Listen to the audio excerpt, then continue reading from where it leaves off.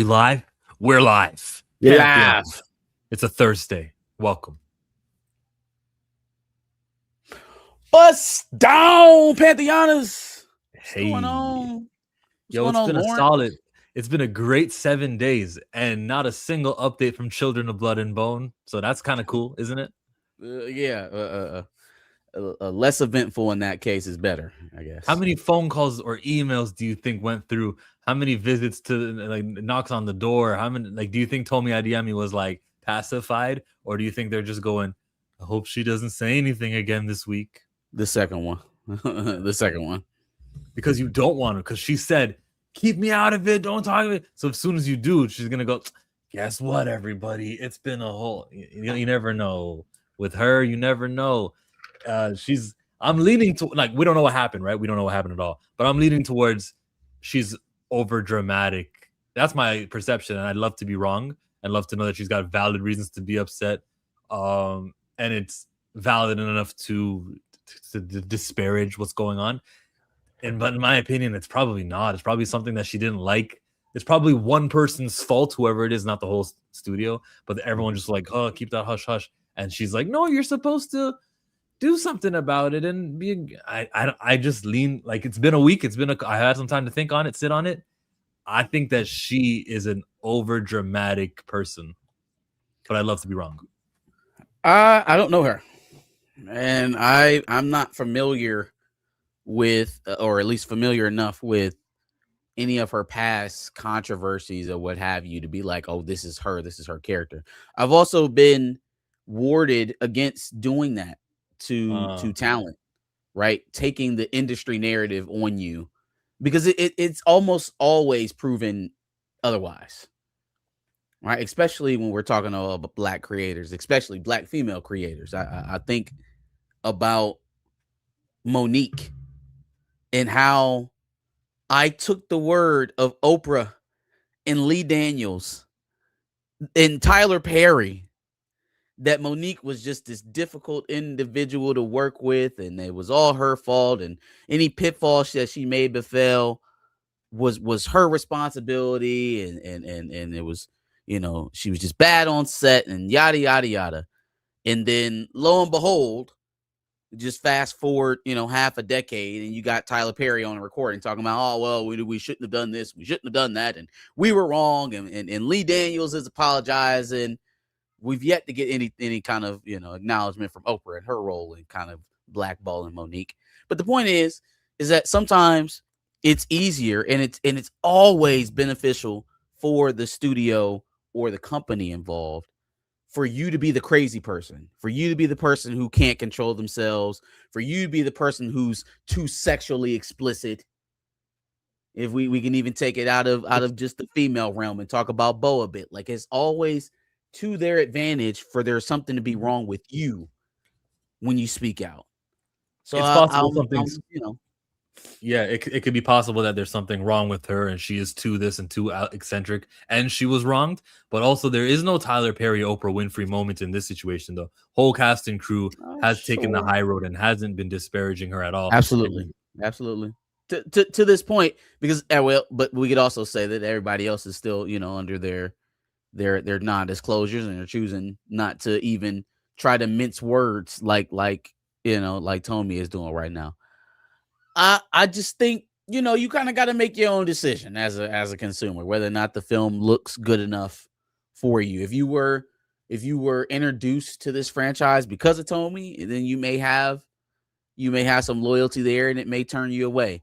Everybody if you are like us, well, no, I mean, I didn't read the books. My wife did. I didn't read it. So my introduction will be this movie.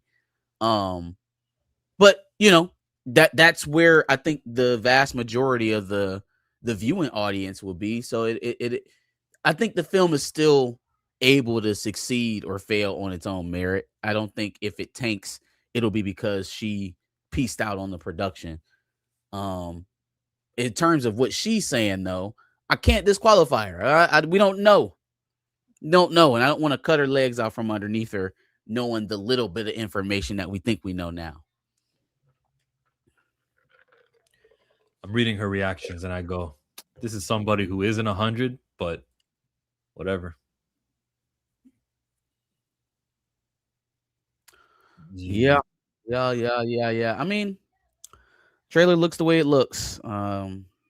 Even beyond the Tommy Adeyemi stuff, there's just a little bit of the cause for concern. But we'll see how it plays out when it actually hits theaters in January. 12 months. 1 second. Do you know what Lawrence is referring to here? Go off the hook, but I decided to be petty and talk to YouTube and reverse the super chat. Normally I let it go because people need it, but it's whatever. He went and snatched the super chat back from Xmen. What super chat did you send that you snatched back? He sent a super chat saying, "Is recast T'Challa over? Like, did you just accept it to child?" And what did he say? No, it was unanswered. Like, Xmen didn't touch the super chat, but I didn't know YouTube could reverse a super chat and say, "Oh well, if the creator doesn't react," because like that, I don't know how I feel about that. I feel like YouTube needs to protect the creators and be like, we get to choose what we broadcast, right? So like, if I don't want to click on your thing on my StreamYard, well, YouTube can't take my money. I don't think you should get rid of that. It's the culture. It's like tipping culture, right? Like, I mean, you wouldn't go back into the manager and ask them to go get your money back out of the server's wallet. But at the same time, the culture is, I send this dollar, you at least read it. Now, if you don't want to elaborate, if you don't want to get into it, you can make any type of politician statement you want. But if I'm paying you for it, the culture here on YouTube is that you pay for what is written in the super chat. So I would have read it, even if it would have made me uncomfortable, but I'm not, every individual. It's not for me to say whether or not he should or should.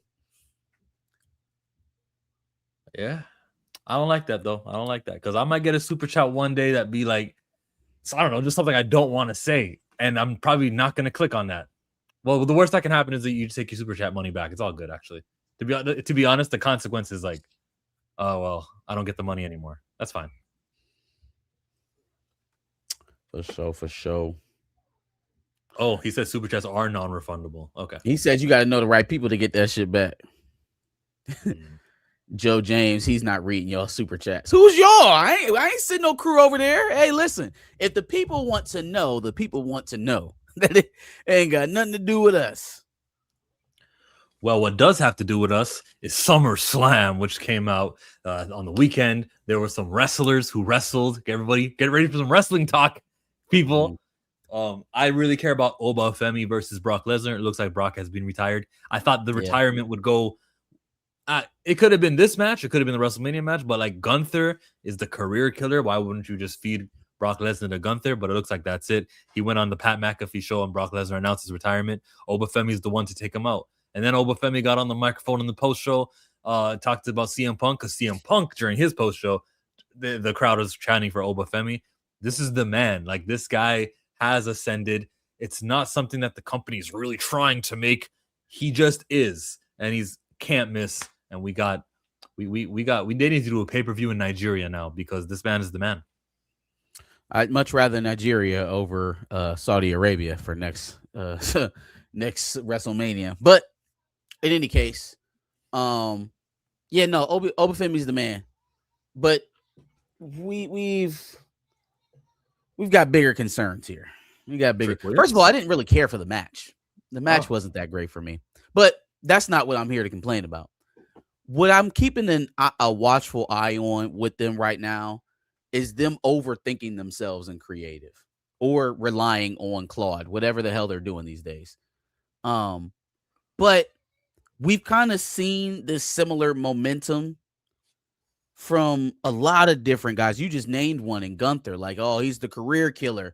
And now he's in a makeshift fatal 4-way with Sami Zayn and Finn Balor kind of randomly for the number 1 contenders match, and then ends up losing the match for a returning Kevin Owens.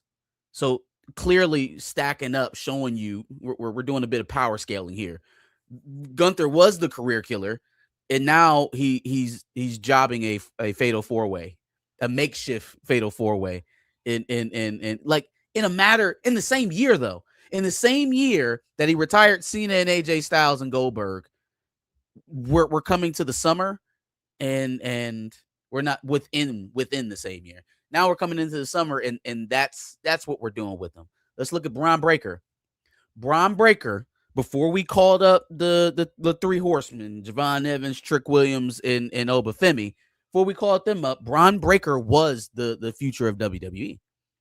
It was Bron Breakker. They were talking about him every week. They were trying to push him in the main title scene, the whole Vision thing, Seth Rollins. Bron Breakker was the guy. What they do? Oh, we don't want to force him down people's throats. He's in a tag team with Austin Theory being managed by Maxine Dupree. What the hell? What? Dominic Mysterio, best heel in the business, was. What the fuck is a Human Money's on the pole match? What is that? What even is that? WCW. No, this is 2026. WCW been gone for 20-some years. Okay? What the fuck is a Human Money's on the pole? Bro, you put the money on the pole, bro, and he curses you. Jesus H. Christ. Why isn't Dominic Mysterio working something right now with someone of note? Like, I thought the parlay from him and Finn Balor was going to be to help Dominic, go a little bit further in terms of who's antagonizing. He's got a whole faction, and he's messing around with Danhausen every goddamn week. So my worry is that they get too much in their heads about what they're doing with Obafemi right now, and they end up doing stupid shit with him. And then the next thing you know, he's got a U.S. title around his belt, around his waist, and we're talking about the next one. We talking about Leon Slater or somebody else being the next guy. I'm worried that they will extinguish the momentum. Don't be worried. That's what they've done, man. That is their track record right now. Trick Williams lost the United States Championship to Baron Corbin. Like, what? But he was face to face. But he was face to face with CM Punk on TV. Did he lose the championship because his custom furry championship because the next program is to face CM Punk? He's in the title picture, or is he just going to get the title back? Because that white fur championship, I don't get it. 3 weeks ago, they invented. They say you can buy this online, and I guess nobody bought it. And maybe that they canceled plans with him. I don't really like the gimmicks around Trick Williams right now. He was the show, and there's too much other stuff taking the attention away from him. It was the gingerbread man. Yachty's always a distraction, and now like they're putting too much on it. He was the sauce. Let him come out, do his entrance, fight, get out of there. They're adding too much. The fucking gingerbread funeral, it's cringe inducing. Like it went from something that was like aura farming and very cool, and now it's campy and kind of cheesy. This is their thing, man. They don't believe in the products as they come up. They feel like they still need to be mixed and molded and shaped into their vision, be it WWE creative. So they just won't let well enough be alone. They adding all these extra pieces to them. I don't listen to the crowd on it. Let them pops there. OTC comes out, that's a pop. When CM Punk came out, he got a pump. When Obafemi came out, he got a pop. You can hear the crowd's reaction. They're just not there. It's not adding any value to his act. One of my favorite celebrity interactions. Teddy Long doing? If he needs a manager that bad, call up Teddy Long. Call up somebody who's gonna get out the way and let the actual talent shine. I do think though the addition of Baron Corbin and Big Cass coming back last week, that's to give Oba bigger people to fight. They don't have a lot of big guys. They don't have a lot of big guys right now. So I think that's what's going on with the Facebook? Yeah, it says we're having trouble streaming to Facebook. This may be an issue on Facebook's end. It's possible the stream was ended or deleted on Facebook. Are we fine on YouTube right now? Yeah, we still are. Damn, Facebook. All right, my bad, y'all. I don't even know what to do with it. What do I don't want to view on Facebook. Let me get that out of here. There we go. Okay. Homeboy. Yeah, sorry, Facebook viewers, if it went down. What about Jade Cargill? Is she doing anything for you? Who she dressed up as Prince? They were in Minnesota. You get Yeah, it? that was dope. That was dope. I Now she can think dress up as Jay. Storm. Yeah, Jay continues to improve. I don't know what her next angle is. It seems like they got a thing going on with Charlotte. But there's no belts on the line. Let me ask you, how do you feel about them essentially like reserving the title for Rhea when she comes back? Since when do you catch an injury and the title now goes to an interim champion? What the hell is that? Yeah, there's no precedence to this, but it's the story they're telling, so good for them.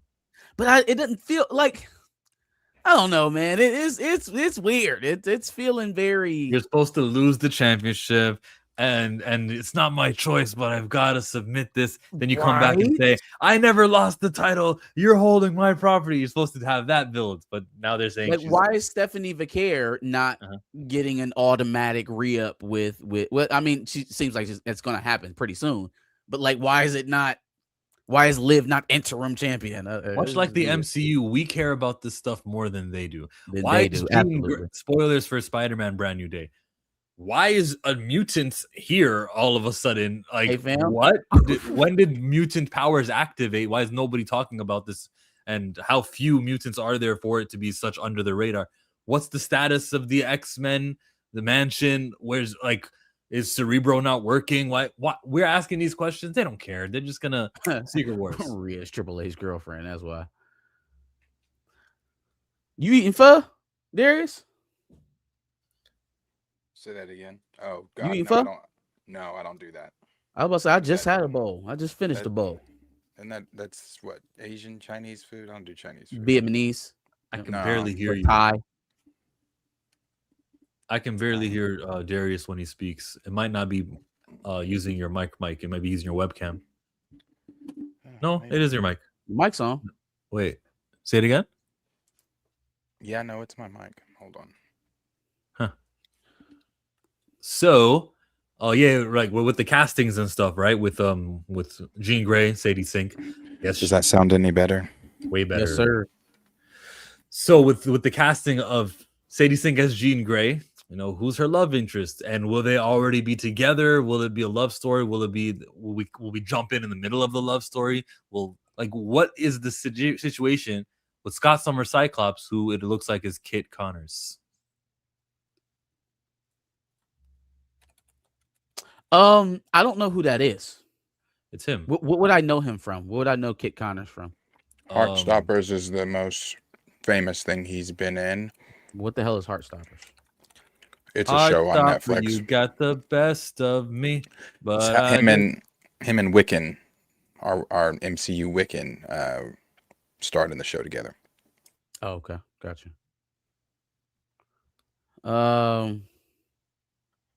They cast Wiccan's boyfriend from Netflix show. Oh, they were together in the show, or they were together in the show.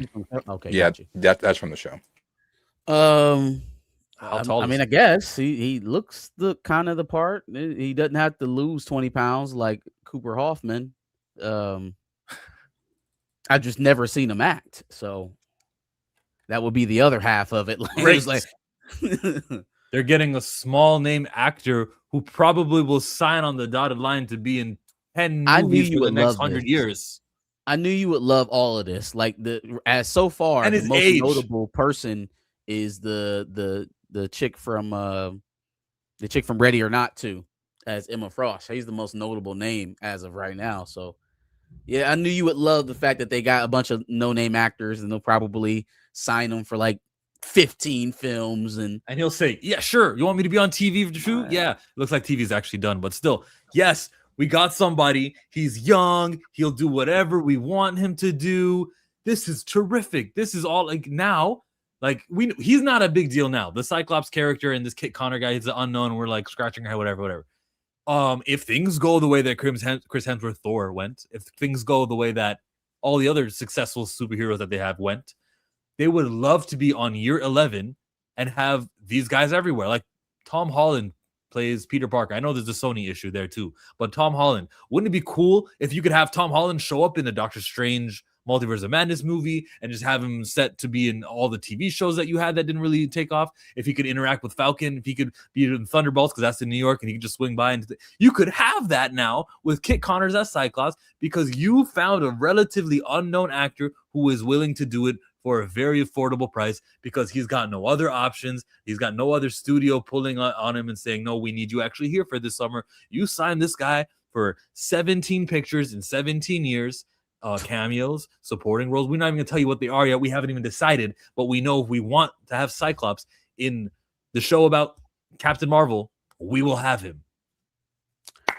It makes my skin crawl how pro corporation you are when it comes to like building cinematic universes. I'm pro actor getting multiple jobs and castings. But it's a bad deal. It's a good deal for us. It's a great deal for us. It's a great deal for Marvel. For him, a person who's going to steadily increase his notoriety and his worth thanks to Marvel. Thanks to Marvel. Fine, but it's not like he doesn't have it is like he doesn't have the chance or opportunity to parlay that elsewhere because he's stuck under stringent contractual duties from Marvel, right? So the idea that like because I'm not known now, I'll enter this machine and get known. Yes, but then it's not a benefit. But it's not a benefit to me until I exhaust whatever amount of titles and appearances that you have set for me in this contract. It's adversely worse for the person signing it than the person handing the contract. That's all I'm saying. Just to be clear, like when you're on set filming for a movie, you might be on set for like 60 days. If it's your movie, right? If it's just a little cameo role, it's just a weekend that you got to stay in shape for, coming through and do the little cameo here and there. It's not that restrictive. You can still do other jobs. Sure. For the Avengers movies, they'll be on site for months. Yeah, but right? So the things that you're actually starring in, that'll be very much so time consuming. Yeah, and so for those times, oh poor him, he can't act in this little independent film. But he can still, in the 12 months of the year, work on those films he wants to work on when he's not doing the X-Men. You can minimize it as much as you want. The fact of the matter is that he chose security over the ability to control his own future, right? Like he's intrinsically tied to the future of the X-Men now. If the X-Men are successful, then he'll be successful. If for some reason they're not, he'll be fine. Okay, they won't not be successful. They will succeed. Okay. Kit Connor though is not. I mean, yeah, he's not known widely, but he's not really a nobody. He's got a lot. He's had a lot of, as of lately, especially a lot of really good roles. Obviously known for Heartstopper, but he was in that movie Warfare last year. He was in Wild Robot. He was. Who did he voice in Wild Robot? Was he the duck? Let's see.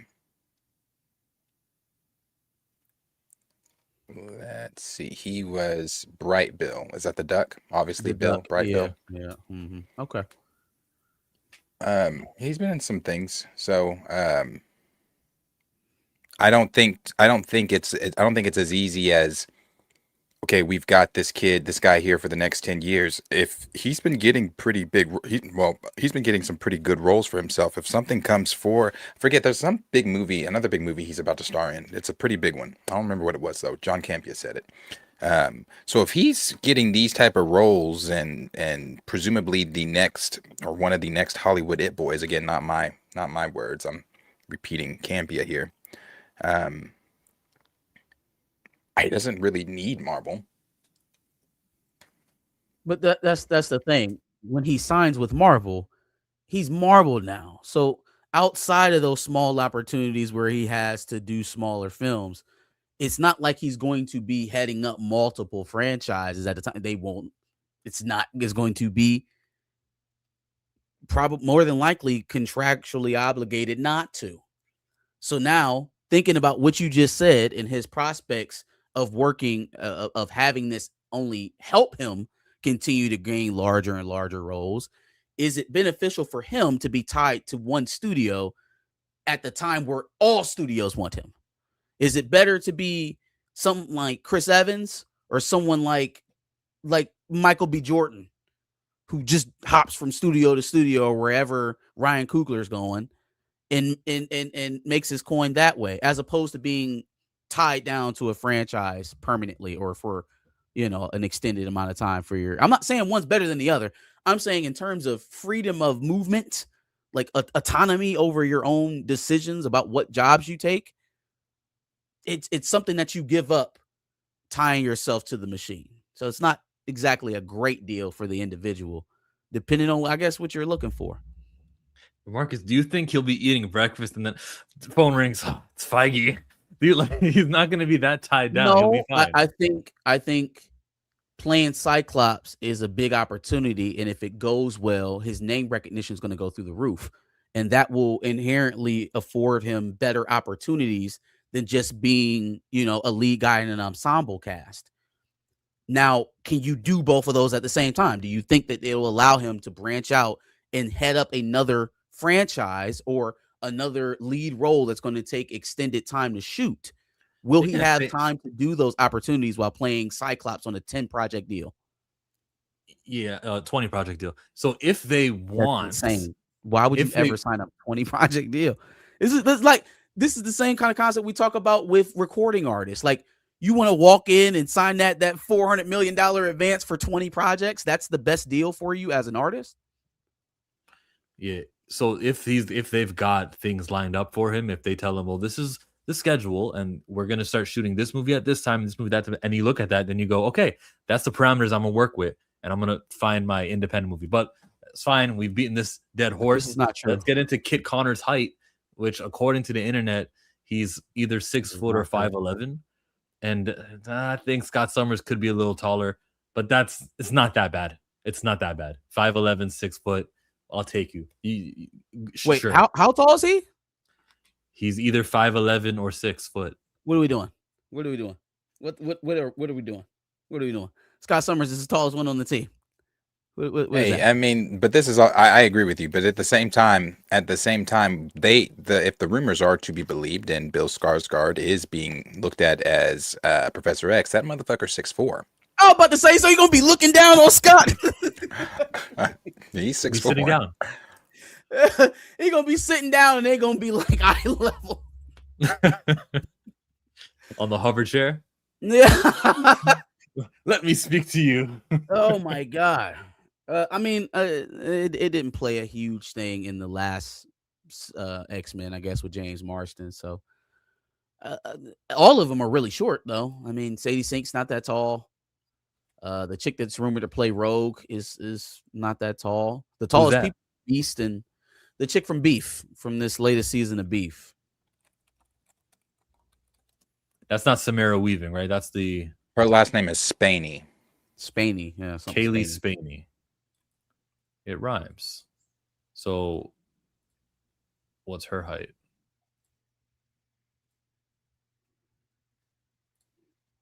Oh, I'm trying to see you. She's 5'1". She's 5'1". Oh, that's a midget. Jesus. Yeah, I believe she's 5'1" when I was looking at it the other day. Okay, well, yeah, Rogue should be a little bit more sturdy. A little bit more, I can beat up Carol Danvers, but they're all a little bit. Everybody's a little bit. Now watch Wolverine still be tall. They mess around. So have Wolverine be the that's four castings, right? There's the Rogue one. There's the Scott Summers one. Jean Grey, we know is Sadie Sink. Emma Frost's there. You don't have to do Emma Frost, but they're doing Emma Frost. So then they have the Beast one. The Beast one? Well, Beast will be blue, so does it really matter? Did they get somebody white? They got the other guy. They got the boyfriend. What is he? He's not Asian? White, is he? Oh, look at that! You see you guys paying attention to this shit?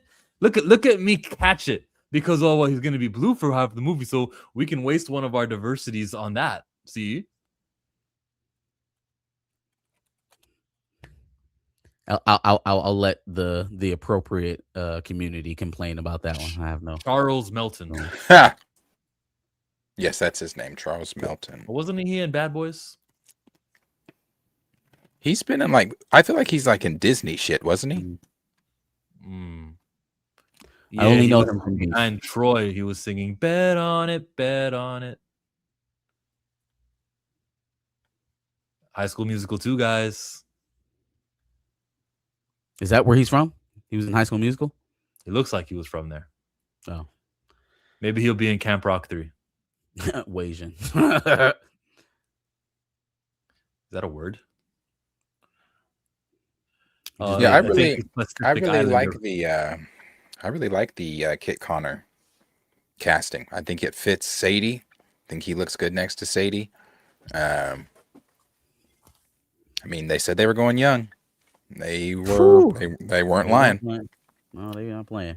Young. Sadie Sink is supposed to be like, or Jean Grey, supposed to be like, what, 15, 16 years old in Spider-Man? Yeah, they are starting very young. She's supposed to be 15 in Spider-Man? Yeah, she's like 16. I think I saw like 15, 16, yeah. Her age really doesn't matter, though, for what happens in the movie. A little bit. We'll talk about it when we talk about Spider-Man. But okay. Any other castings that happened? It was Stormcast. Stormcast. There were rumors about your girl Jamie Lawson. Maybe she's too old. Isn't she like 29? She would be the oldest one. We're probably not gonna hear anything about that until they get closer to BP. They're gonna film that the same time they're filming Xmen. They are. No, he's saying that because they're gonna let Ryan Coogler cast her. Which, yeah, because on one hand, I mean that increases the chances of Jamie Lawson getting it, I think. But yeah, on the other hand, why? Like how they're every time I think there's no way that they could further offend, they find a new way.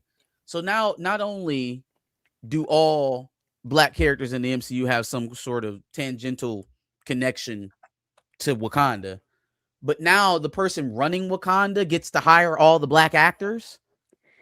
Like that's what we're doing now. That's so if you black and you come into Marvel, you got to be cool. You got to go through the gatekeeper Coogler. It's a box. It's the same box being checked. Nate Moore's gone. Who's the next nigga in the room? RC. So we're gonna pull him up. You now have full autonomy over all things black, not just Wakanda. Black in the MCU. All things black in the MCU. What are we doing? You King Black over here. Everything go through your gate. You the troll on the bridge, boy. Don't nobody get past over here unless you say so. What are we doing? Remember how he was introduced at Comic-Con, the Oscar award-winning Ryan Coogler. They saved him for last. They had Avengers Doomsday's news, and they said, last thing we're going to do is Ryan Coogler, get out here, right? And it got like kind of a lesser ovation. He's Ryan Coogler to Kevin Feige. He can do no wrong. Only right. You know what they will not convince me of, though? Because you're right. You're absolutely right. They let him go last. He got all the deference. You know what they absolutely not convince me of? Because we've had a good long time since we've had that news come out, right? It's not going well. It's not going well at all in terms of the reaction. Like, and it's not just us either. It's not recast T'Challa. We obviously have our qualms with it. But usually when you see that crowd, they're leading with, this is no disrespect to David Johnson. David Johnson's a great actor, yada, yada, yada. The other side, he's ugly, he's short. Where did you get this guy from? Why wasn't it Dancing Idris? Ryan Coogler was just looking out for his homeboy because Dancing Idris is with Lori Harvey. There's no general excitement around this. Nobody's jumping up and down. Like, fam, you can throw me all of the bots on Twitter that you can buy. But one thing that there is not is general excitement for what they have proposed for that film. Maybe she'll change it. Maybe she'll generate some excitement. But people, fam, I told you, you give somebody a lesser version of something, and that's how they're gonna treat it. And this Hall H at San Diego Comic-Con. Talk about. I think the jury is still out. No, man.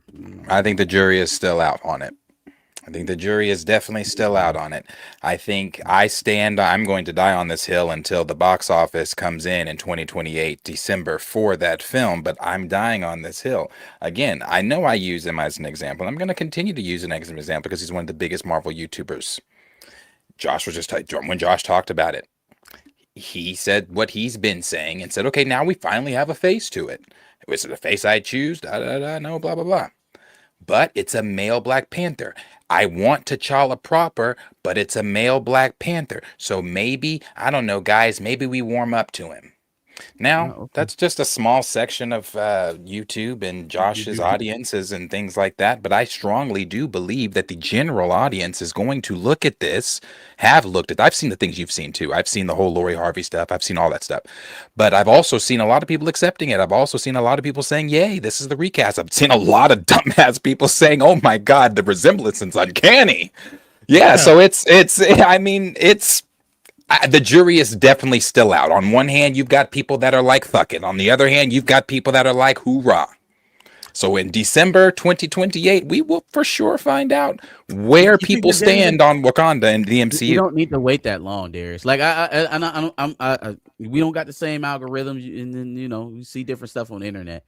But like the slightest bit of positivity that we've gotten from around David Johnson's casting, you take a step into the accounts that's saying it, and they're saying things like what you described. Yeah, he looks like Chadwick Boseman. First of all, that's ridiculous. It's absolutely ridiculous. Individuals don't look anything alike, and those people are the people who get up here. You know what I also seen on the internet today, Darius? That it was a post, and somebody was like, "Oh, I knew Marvel fans were stupid when they said that Wolverine and Deadpool was better than the Marvels."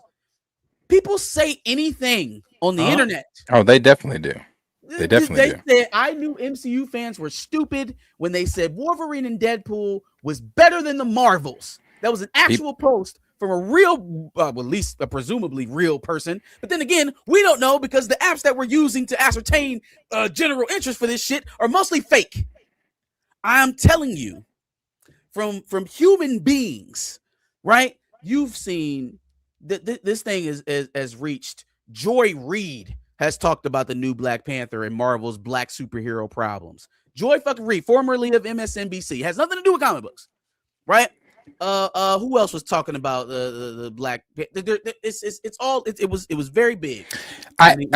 Well, go ahead and say it. Finish it. Yeah, I'm just gonna say, if it were the same thing at Ryan Gosling as Ghost Rider, we have no idea where that's going to go. But the one thing you can say that there's general interest around it. There is no stories of negativity. There is no segment of the internet that's hating on the casting. It's just not there. It doesn't exist. No such scenario is like that for Black Panther. At very least, like you said, the jury's still out and there's some controversy around it, but it is not the introduction that you would have hoped to have for who you're donning as your new Black Panther. No, this is not how you want to start it out. No, definitely not how. I agree with that. Definitely not how they wanted it. I mean, I remember watching the video. I watched the video when he walked out on stage. It wasn't like it was, mass hysteria. But at the same time, too, all these people that are now jumping on this conversation, like Joy Reid, I appreciate it. That's cool. Yay. However, this has been an ongoing. We've been saying recast T'Challa for quite some time, and I feel like now we're jumping on because Mahershala Ali, the Oscar two-time Academy Award-winning Mahershala Ali, went public and said, basically, fuck them. They wasted my goddamn time. I trained with the sword and everything for them. I passed up on my nigga. Like the thing, if I'm Mahershala Ali, the thing that pisses me off more than anything, because this is what pissed me off more than anything in my personal life. You played with my money. I passed up money, waiting on you. So like it's like nah. So now I feel like now you got your Joy Reids that are like, oh, Marvel has a black problem. Marvel's had a black problem. I know you've been concerned with real problems in the world, but Marvel's had a black problem. Why was Wonder Man getting canceled? What what triggered this. You saw the photo. You covered it on your stream, right? And it's got Wonder Man with Race Swap Wonder Man with Monica Rambeau and Blade and somebody else. Falcon was there. Well, What? Wonder Man doesn't count. He white. Doesn't count. He doesn't count. But it's so funny that this conversation, because we all of us, not just the three of us, but others that are do the same things that we do around the same topics that we talk about. We've all been saying Marvel's black problem for some time. It's so funny when people finally have this epiphany. Of hey, now I see the black problem. But the reason I reject him as Wonder Man, I accept it in the black problem thing, and the only reason being is because you made him black. You made him black, and since you made him black, yes, he's a part of your black problem. So you see the cover up now is we're canceling all the TV shows. So just that was a casualty of the overall general direction of Marvel. No more live action TV show. It applies because it's part of a continued theme of disrespect. For some reason, there's always this special thing that's not really all that special. It's actually to the project's detriment when we're talking about black projects, right? We can talk about it with Falcon and Winter Soldier, not Falcon and Winter Soldier, excuse me, Brave New World, Captain America, Brave New World, in the immense reshoots that ended up being basically a sequel to someone else's movie. You can talk about Ironheart being released all on the exact same day with little to no promotion leading. No promotion until 72 hours before the show. With Wonder Man, 6 episodes doing crime and spent and sold her soul to the devil presumably at the end. A whole bunch of stuff. But Wonder Man, you put it out, right? And the show was what it was. We don't have to argue over the quality. Some people like it, some people don't. But you announced a season 2. You announced the season 2. You went on an award season push to get this thing an Emmy, and it won. And then you announced the season 2, and then you look right in Yaya's face and tell him, "Yeah, no, we're not doing that shit no more." They told him, "Yeah, no." You know what I'm saying? On top, at the same week. No, Marcus.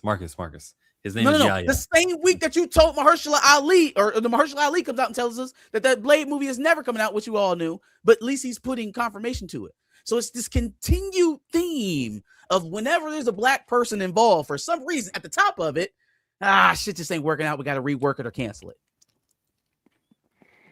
And all he could say was, I feel like a tremendous loser.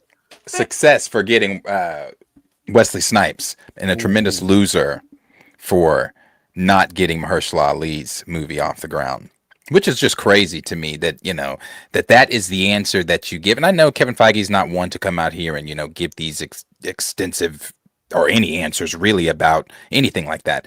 But you would think almost, when was that, 2019? Almost 10 years now ago, 2-time Academy Award winning. You would think it would have been a better public statement than, I feel fantastic for getting Wesley, but I feel like a loser for what happened with Mahershala. And I'm just like, yeah, Mahershala has every reason to go off the way he did. And there's no amount of money. No amount of money. I don't give a fuck if you cast whoever you cast as the next Midnight Suns, be damned. Me at the lead, be damned. No. The reason why that's still important, though, him coming out and talking, is because y'all mentioned it, the epiphany that everybody seems to be happening. It's not an epiphany. They all know it's there. They all know the idea of this soulless corporation and the relationship with black people not being what it's supposed to be. It's all there. What it was is a signal it's okay to criticize them. Oh, and that's why Mahershala saying what he said is so important, because it signals to other establishment or the in crowd of celebrities and wealthy people in those crowds. Usually we sit on our tongues about these type of issues. We don't talk about them. We don't talk about how you can be the highest on the call sheet where it comes to anywhere else, but the biggest studios are just going to treat you like another nigga on the block, whether you're Lawrence Fishburne or you're Angela Bassett. Doesn't matter, right? But when you wrong someone of Mahershala Ali's stature to that degree, now it's open season. Now it's okay to criticize Marvel for something that you could have been criticizing them for 20 years. Well, what about those content creators who's decided to do shorts? Because I've seen like 100 of them of people just going, "Hi, what's going on with Marvel?" And they never mentioned the T'Challa. Everybody thing. knows how to read an algorithm. Everybody sees what's popular or is hot at the moment. That You know, sucks because they're so convincing, and you're like, okay, these guys are really about that, but no, they just saw that so and so did a video on Yeah, an no. and That's why all these people that have been on Twitter over the past few days saying like, oh, Marvel doesn't like black folks. I'm not taking any of these people seriously because, like Marcus said, you've known this, and you could have used your voice 5-6 years ago. As I said on my stream the other day, this whole Marvel hates black folks. It started with T'Challa, the thing you all refused to see in 2020. That's where it started, but you refused to see it then.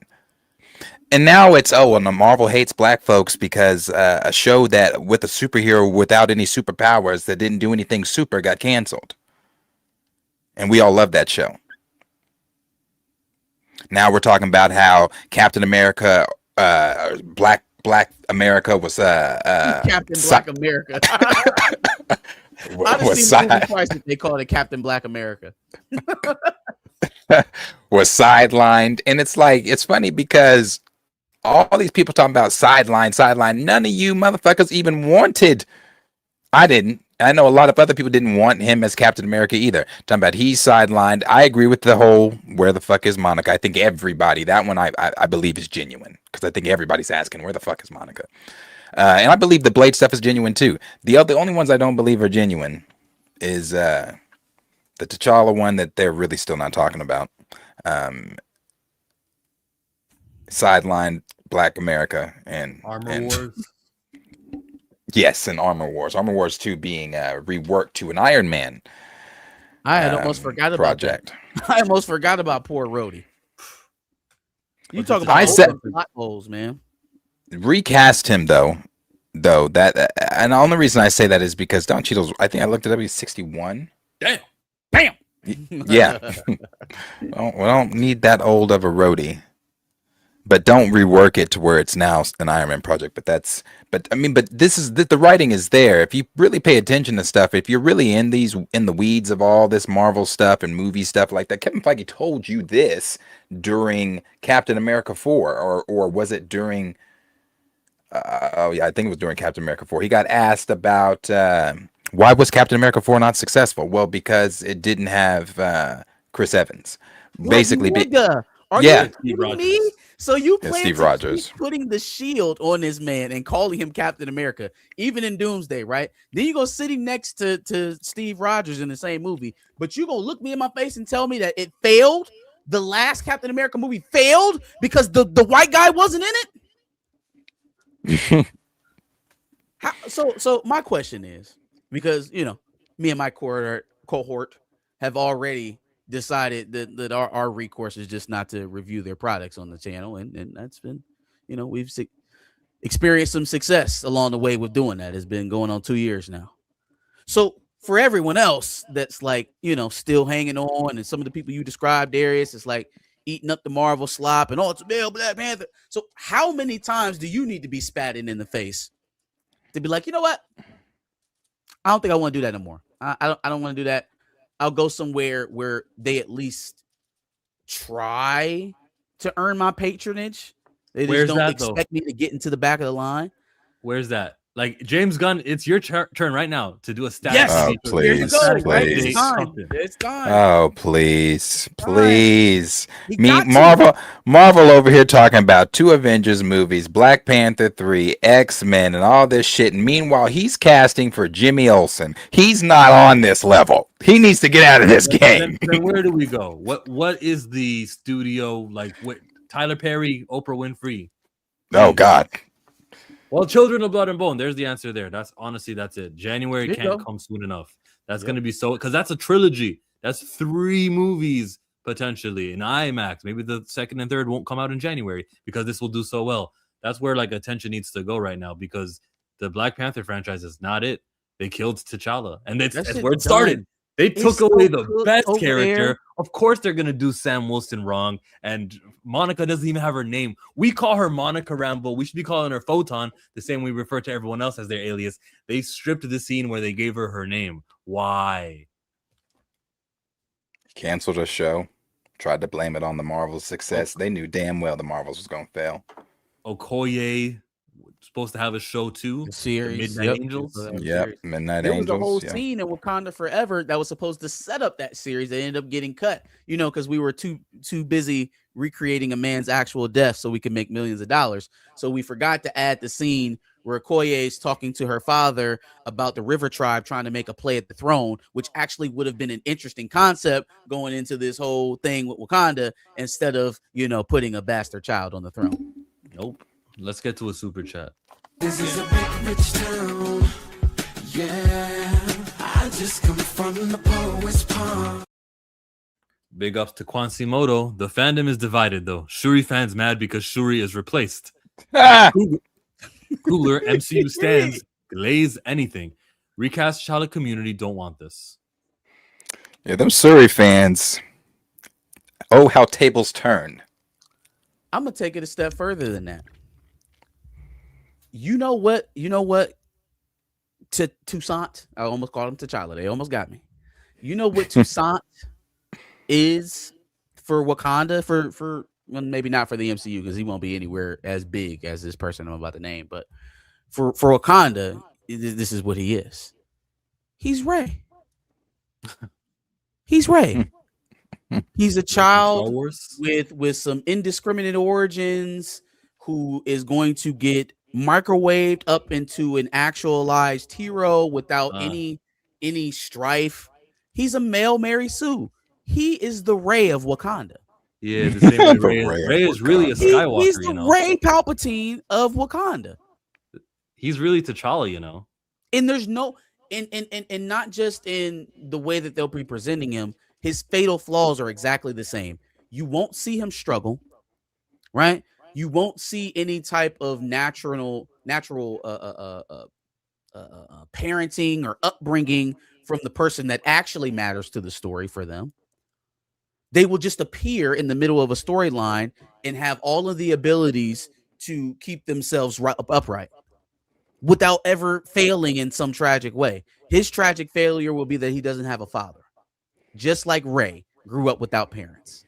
Yeah, but Rey made money. What was the Last Jedi in this analogy? What was the Last Jedi for Marvel? What was the Last Jedi for Marvel? Phase 5? Yeah, the entirety of Phase 5. Yeah, the entirety of Phase 5. I'm to Rey, son of T'Challa.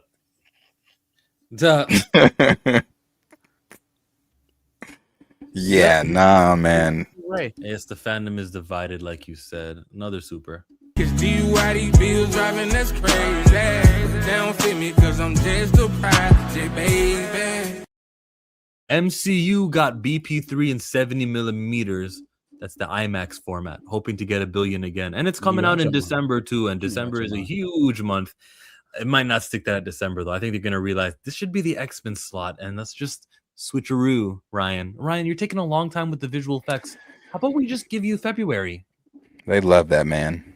You can put They that thing love in IMAX. Ryan. You can call it Rymax. It's $1 billion. $1 billion?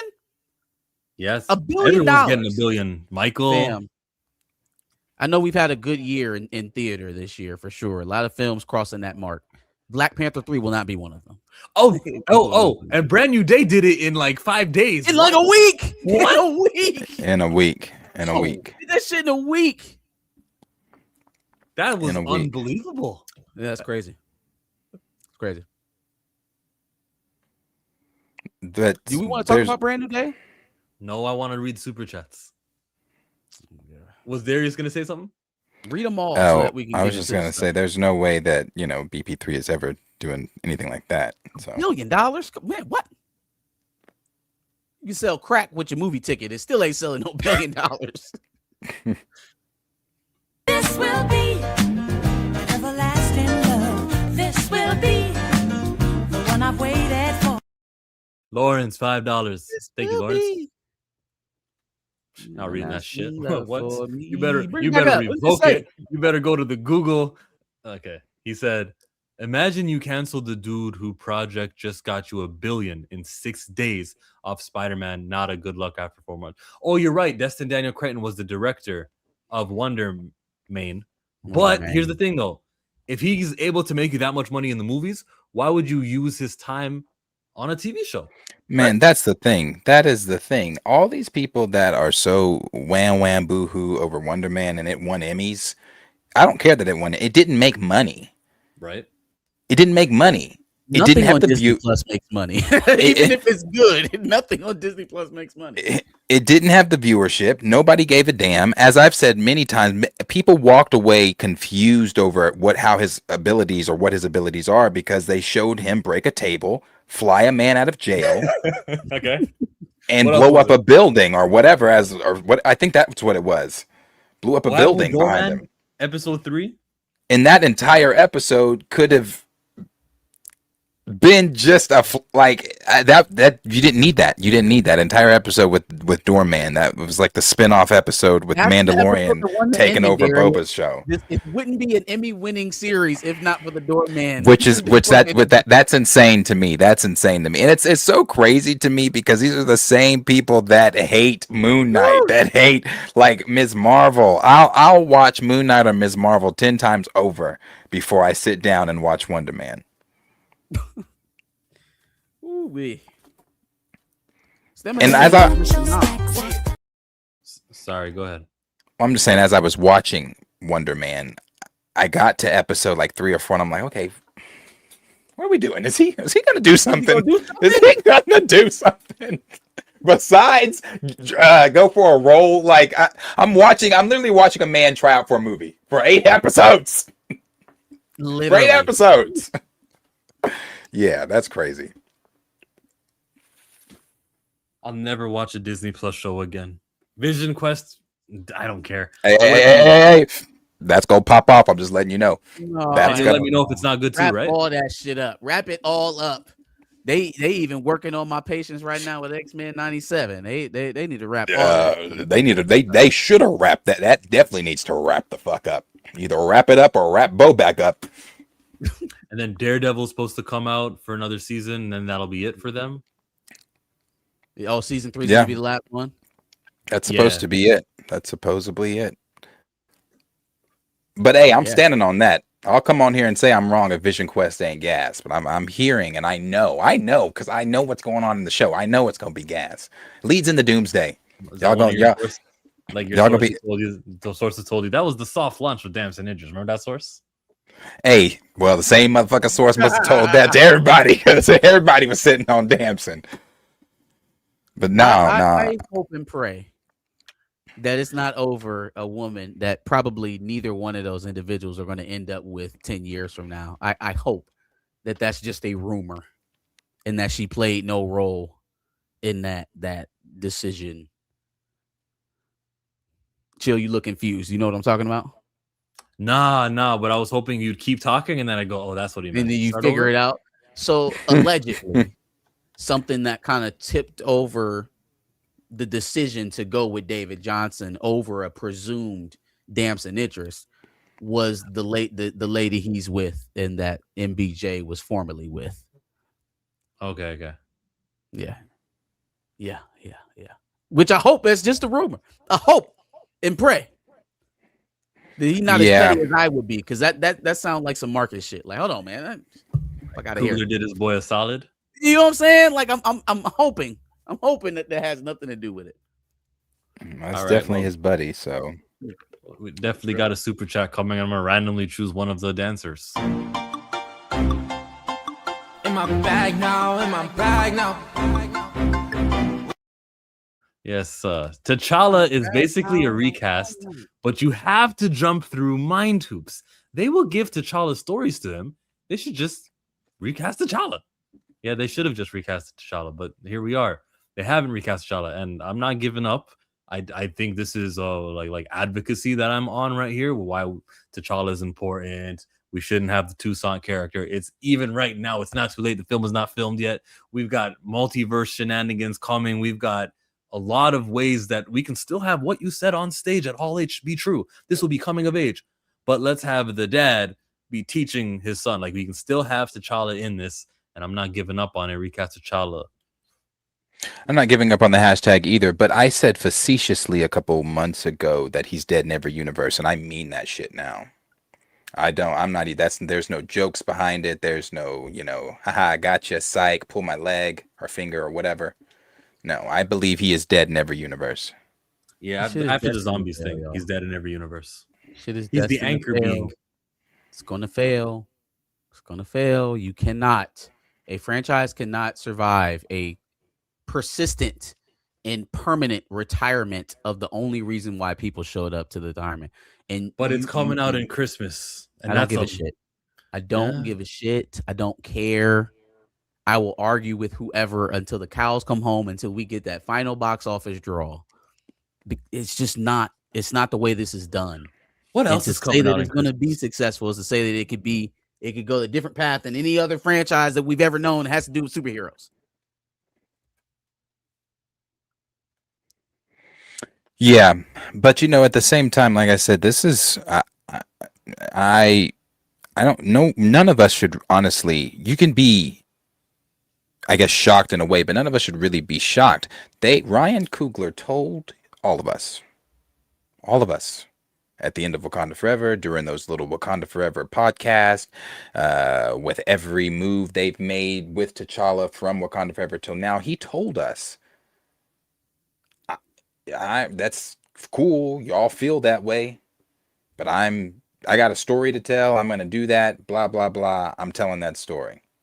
And I even remember, which I agreed to at one point in time, where we were like, well, it comes down to money. Eventually, Feige's gonna have to tell him, hey, this character's not making money. You got to bring T'Challa back. But then you go back to what Chill said when the way they announced him on SDCC. Ryan's on a different level now. Not only is he the token black over there, but he's the token black that's an Oscar winning token black. And we're going to give him so much more pull. He's on a different, and not only that, before he even had the Oscar, the rumor was him, Destin, and well, we know the thing with Destin was true, but him and somebody else were being offered Secret Wars.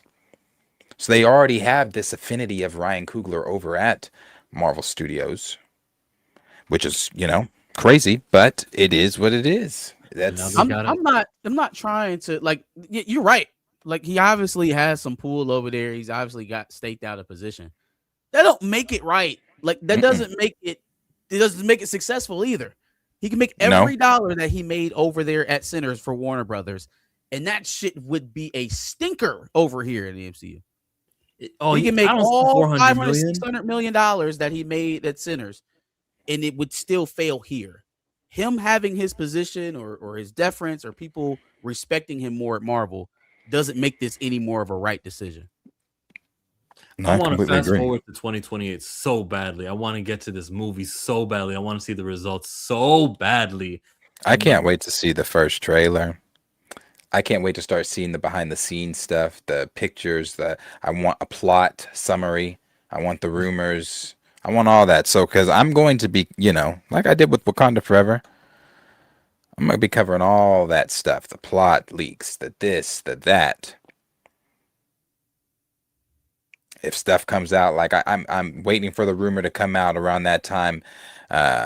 I'm hearing from via Daniel RPK that Storm and T'Challa Jr. are going to have a relationship. That's the one where I'm going to be like, that's the green light. That's the green light to really light their asses up. That's the green light, because although I've been preparing myself for all of this stuff, that's one of the big ones for me, because I already knew they're going to probably take his comic stories and give them to this kid. And Ryan doesn't get it. He doesn't get it. He doesn't get the character. He doesn't get these comics. He doesn't get. And I understand the MCU doesn't go off comics. It's a botched version of whatever they want it to be. But we pull from the comics for reference and things like that. And he doesn't get it. What comic stories are we going to recreate? Wakanda's already been flooded. Oh yeah. Namor's rivalry is with Shuri now. I guess we can have the whole Storm thing, and maybe we'll have an X-Men versus Avengers kind of thing with them two. Doom depends who Denzel plays. Doom, they're this character. I would be shocked if David Johnson's character has a standalone interaction with Robert Downey Jr. I would be absolutely shocked because of where they're positioning Doom to be in all of this and how fast tracked he's been. I would be shocked if this character ends up having a interaction with that character. So what stories are we working again? Well, again, the whole thing with Ulysses Claw has already been done because that was actual T'Challa. Namor is not out of the question, but has already been done with Shuri. Doom is out of his power scale at the moment. So what stories? You'll make it up. Right, which is what MCU made up stories exactly that haven't been connected to comic book runs have we cared for that we liked? It's lesser, y'all. Like we can keep doing this shit all night. At the end of the day, they took some duct tape and put it around some shit and called it T'Challa. And if we're I am not, nor will I be convinced that it's going to be convincing enough to bring home the bacon. It'll make less than Wakanda Forever. It'll do less than 800. Yeah. But still, if it does that 700, they get to like tell themselves, look at that, we made money. Okay, well, I can't make people not lie to themselves. You know what I'm saying? Like if you're going to play the Superman game, like, oh, Superman was actually a success and we actually made $200 million. Okay, well, lie to yourselves. I don't give a shit. I'm saying what I'm saying now. Before we even get to all of the spin, it will definitely make less than Wakanda Forever. Yeah, I agree with that. Less than Wakanda Forever, even with the December. But shit, like how much less though?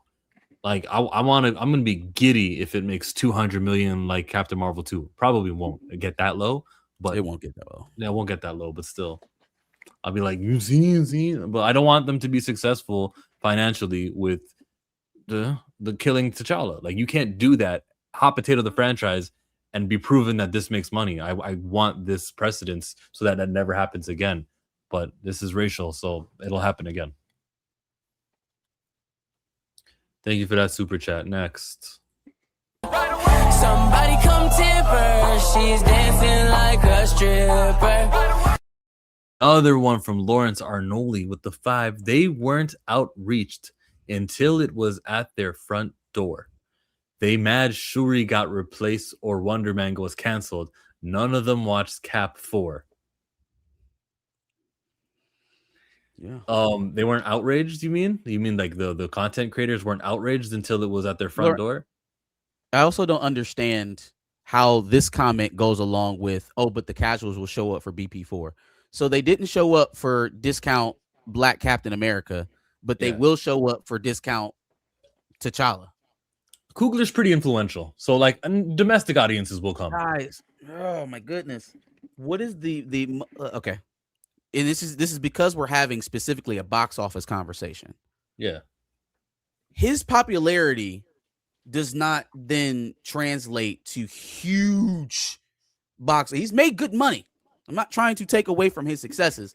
What I am trying to say to you is that Ryan Coogler does not equal $1 billion. The Black community supports him. The only $1 billion film he's had is Black Panther, and that survived off the back of an unmatched Marvel run, a run that will probably never be matched. Okay. Now it survived on its own as a solo movie, but it was in the midst of the greatest era of the MCU that we've ever had. So let's not get attached to this idea that like just because we slap Ryan Coogler's name on it, that's the budget right there. Like it still has to means that now. It has to be good. He was a Halloween costume on Albert Elementary. Okay, that's cool. That's cool. The Black community does really support Ryan Coogler. And I think that, as we all know, the power of the Black dollar and word of mouth and things like that. Now, I don't know. Why did Wakanda Forever make more then? Because they advertised the funeral concept of a T'Challa-less Black Panther movie. But they advertised a funeral. They advertised come pay to mourn with us. MCU fans paid to mourn, but the casuals were like, this ain't what I saw. I don't even know shit about Marvel, but I watched Black Panther. This ain't shit. Like, I don't want to go watch a funeral. Yeah, David Johnson's got a few years to bulk up, to hit all of the media, just be what Tom Holland successfully is, and be a draw. David Johnson, I hope the best for the guy. But yes, F those content creators. None of them were paying attention. One more super that just came in.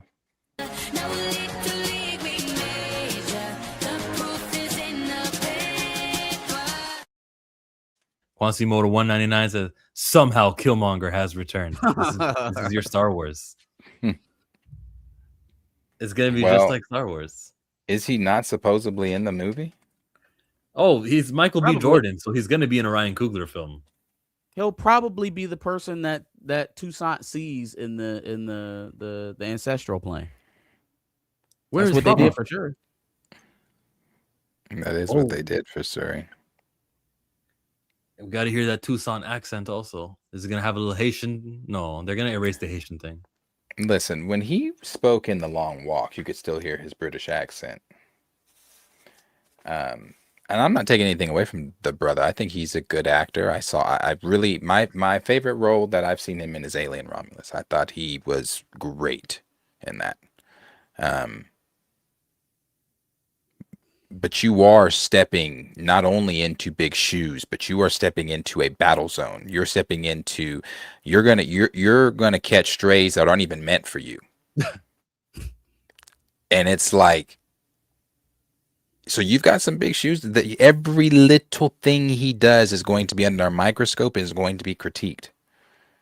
Even more so than why is Spider-Man's why is the spider emblem not up at that position on his chest? Why are the web shooters so big? No, even more so than that, because there hasn't been as much controversy around any other MCU character like there has been around T'Challa. So it's going to be there, and I hope that I'm sure I don't know if Ryan's talked to him. Ryan doesn't have social media, so does Ryan even know about? I'm joking. I know he knows, but he doesn't even have social media. So I'm sure they've set him down though and told him, hey, be prepared. Be prepared.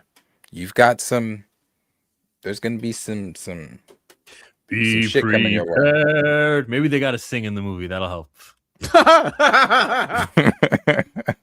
There's going to be a soundtrack. It was SZA and Kendrick for the first movie. Then they got Rihanna. Who do they do now? Who's some Afrobeats guy? I don't want to hear that sad ass. I ain't had a song from Rihanna in over 10 years. She gave us that sad ass. Lift it up. No thanks. Yeah, no man. thanks. I don't see it, but we'll get there eventually. Let's go to SZA. One of them days. Before you do one of them days, he's also rumored to be in Secret Wars. And why and how and narratively, I don't understand it. I don't know what they're doing there. Originally that was the rumor, so people thought that he's going to be aged up, and now we've come back to that. We've circled back to David Johnson himself is going to be in that was the report. From Daniel RPK, I believe it was, that David Johnson is going to show up in Secret Wars as Toussaint. So it's like, how? So like in another universe, Toussaint is older. Shuri sees him and she's like, wow, you really grow up to be a great hero. And then she comes back to her world. Okay, Toussaint, let's train. That's some we dumb went ass to shit. another universe, found Toussaint. So he's Toussaint not found only her. aged up, but he's from another universe. So what's happening to the kid in our universe? So either he is a multiversal version, or after Doomsday, when the formation of Battle World, there's going to be some type of time fucked with, or jump or something where he is going to be older. Now, even though David Johnson is what, 30? How old is David Johnson? 33 years old. David Johnson's 33. 33. And he looks it, and I'm not trying to be, he does look it. he looks like a hard 33. He does. Hey, see Darius? This is exactly what the discourse is online. This is exactly what it is. They're like, all right. I think you lose credibility when we make comments like that on people's looks. Let's just I'm not trying. No, you don't.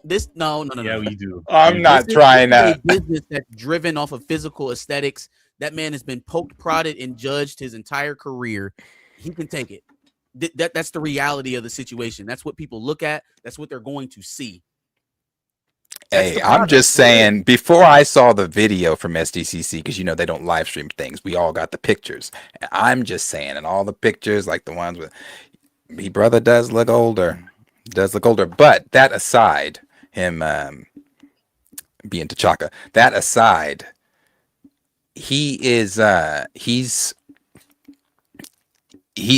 what was I even what the fuck was I even saying before I said he's like a hard 33 in every picture.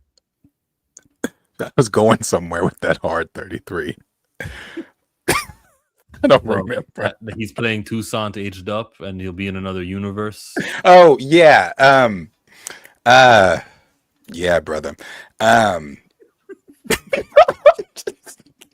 did you pull the picture? Yeah, nice little mustache going on, David Johnson. I see you, David. I see what Sarah Haley Finn was casting. I see what Ryan Coogler saw. Good looking gentleman. The braid up is fresh. Yeah. Yep. Don't let them discourage you, David Johnson. This is not look, man. This is reality. We're great in Alien Romulus. Is what it is. He was great in Alien Romulus. He was great. He's got phenomenal. some strong features, is all, you know. I just think that I don't think it's going to be another universe. I think that's going to be an aged up current MCU universe. Because if it's an aged up one from another universe, that does not make sense. We gotta make this shit. It doesn't make sense. We don't gotta click on these chats right now. You know, we can just skip over to some of the other conversations that are going on. The more positive. Oh, brother, if you don't want to say nothing about him, don't say nothing about him. It won't be attributed to you. No one will blame you for it. Let's do the super chat. Homeboy, man up. I'm a real get money, baller, stand up. You see it with the kid. You know what it is. Andre Ware with the 5. If y'all had a chance to talk to Kevin Feige and James Gunn, what is the first topic of advice would you bring up? Probably the same answer for all of us. If I could talk to Kevin Feige, I'd tell him to shit or get out of the pot. Either do the comic book stuff or let somebody else do the comic book stuff. Oh, I would have said recast T'Challa. Okay. Well, that it's all the same thing. But with Gunn, I would tell him to get the fuck up and make Static Shock while Marvel is still on the mat. Like, cut them at the legs with young adult black protagonist, which they refuse to put to the forefront in any meaningful faction, and beat them that way. Don't try to beat them with the heavies. You don't like working with the heavies. You know, that's not you. Go ahead and get Static out there and cut him out of the legs. Get to him earlier than Marvel's getting into him right now. What about you? I mean, really, I would allocate all of my time to James Gunn. I don't really have much to say to Kevin Feige outside of recast T'Challa.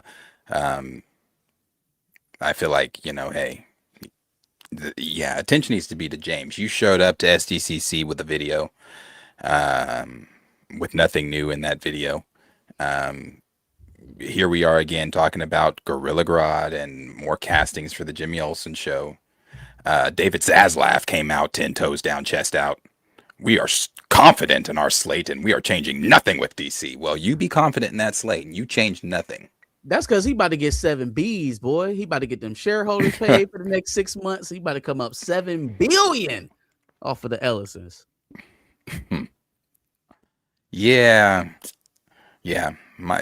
Just to James, and it would be the same things that I've been saying, that I really do feel vindicated on some of them. I mean, Supergirl lost the studio $200 million, and I told you all that shit was gonna be awful. Less than $200 million globally for the entire run. That's hurts. That hurts. Never in my life did I think that movie would make less than Morbius. No, Never. I didn't think that either. I didn't think that either. Thank you, Andre. Yeah, my answer is Black Panther and Static. Did we do X-Men castings? Yeah, we haven't done Spider-Man Brand New Day. So the movie came out. The movie was all right. And everyone seems to like it, right? Jean Grey's there. I don't think Spider-Man's older. Before you go into that, sorry. For anybody thinking that, no one called him ugly. I just said the brother looks like a heart. No one called him ugly. Yes, I didn't call him. Okay. Let me put it this way. I do not think David Johnson is ugly. And if y'all know me already, if I thought it, I'd say it. I don't think David Johnson's ugly. But being a hard 33 doesn't mean you're ugly. It just means the brother looks seasoned. He looks older than 33. You know, drinks a lot of coffee. He looks older than 33. That ain't my fault. Spider-Man Brand New Day had lots of people in there. I'm 33. I'm about to say, I'm 33, and we do not look the same age. Me and David Johnson do not look the same. We don't. No, so I definitely don't think he's ugly. Oh, man. No, okay, Spider-Man Brand New Day. I liked the Brand New movie. Day, bro. I liked it. I enjoyed it a lot. I was worried about balancing with all of the pieces in there. I was kind of disappointed by a few people's output, but they did balance out the film pretty well. The Hand was basically there as like fucking security guards. They didn't do shit. And then Tombstone, that was probably my biggest disappointment, is because I was looking for some crazy one-liners from Marvin Jones. That was a big disappointment. Yeah, I wanted to see more than just 30 seconds of Marvin Jones III, but Too black. You know. Anyway, but yeah, no, I mean, who else black is in the movie? Yeah, right. The Department of Defense Control. Oh yeah, there you go. There you go. So Sadie Sink, let's talk about her for a second. Let's talk about Jean Grey. So I get it. She's young. Lost her sister. She's kind of losing her mind a little bit, desperate, going to as far as lengths she can to try to find her. She's a murderer, though. Like, Jean Grey is a killer. Like, she is a fucking murderer. So like, we're gonna have to do some character rehab for her before we get her in the suit. You know what I'm saying? Because like, Jean Grey is the furthest thing from a kill first character, and she got a man hit by a car. She was throwing people into traffic. Like, I assume that some of them car crashes that we had ended fatally, but maybe we can, you know, any planes in the area when she did her fucking seizure, everybody stop shit. But she definitely killed that man in front of that taxi cab. That man's dead. That man is he's dead for sure. Other than that, I thought it was a fine film, man. I like to see the Hulk was back. The Savage Hulk was very enjoyable. Great. I even like some of the story stuff. Some of the emotional stuff really hit home. You know, when he was talking to Mary Jane on top of that building, but Sadie Sink had really taken over her body, and you know, stuff with Ned, and that was dope. It was pretty dope, all in all.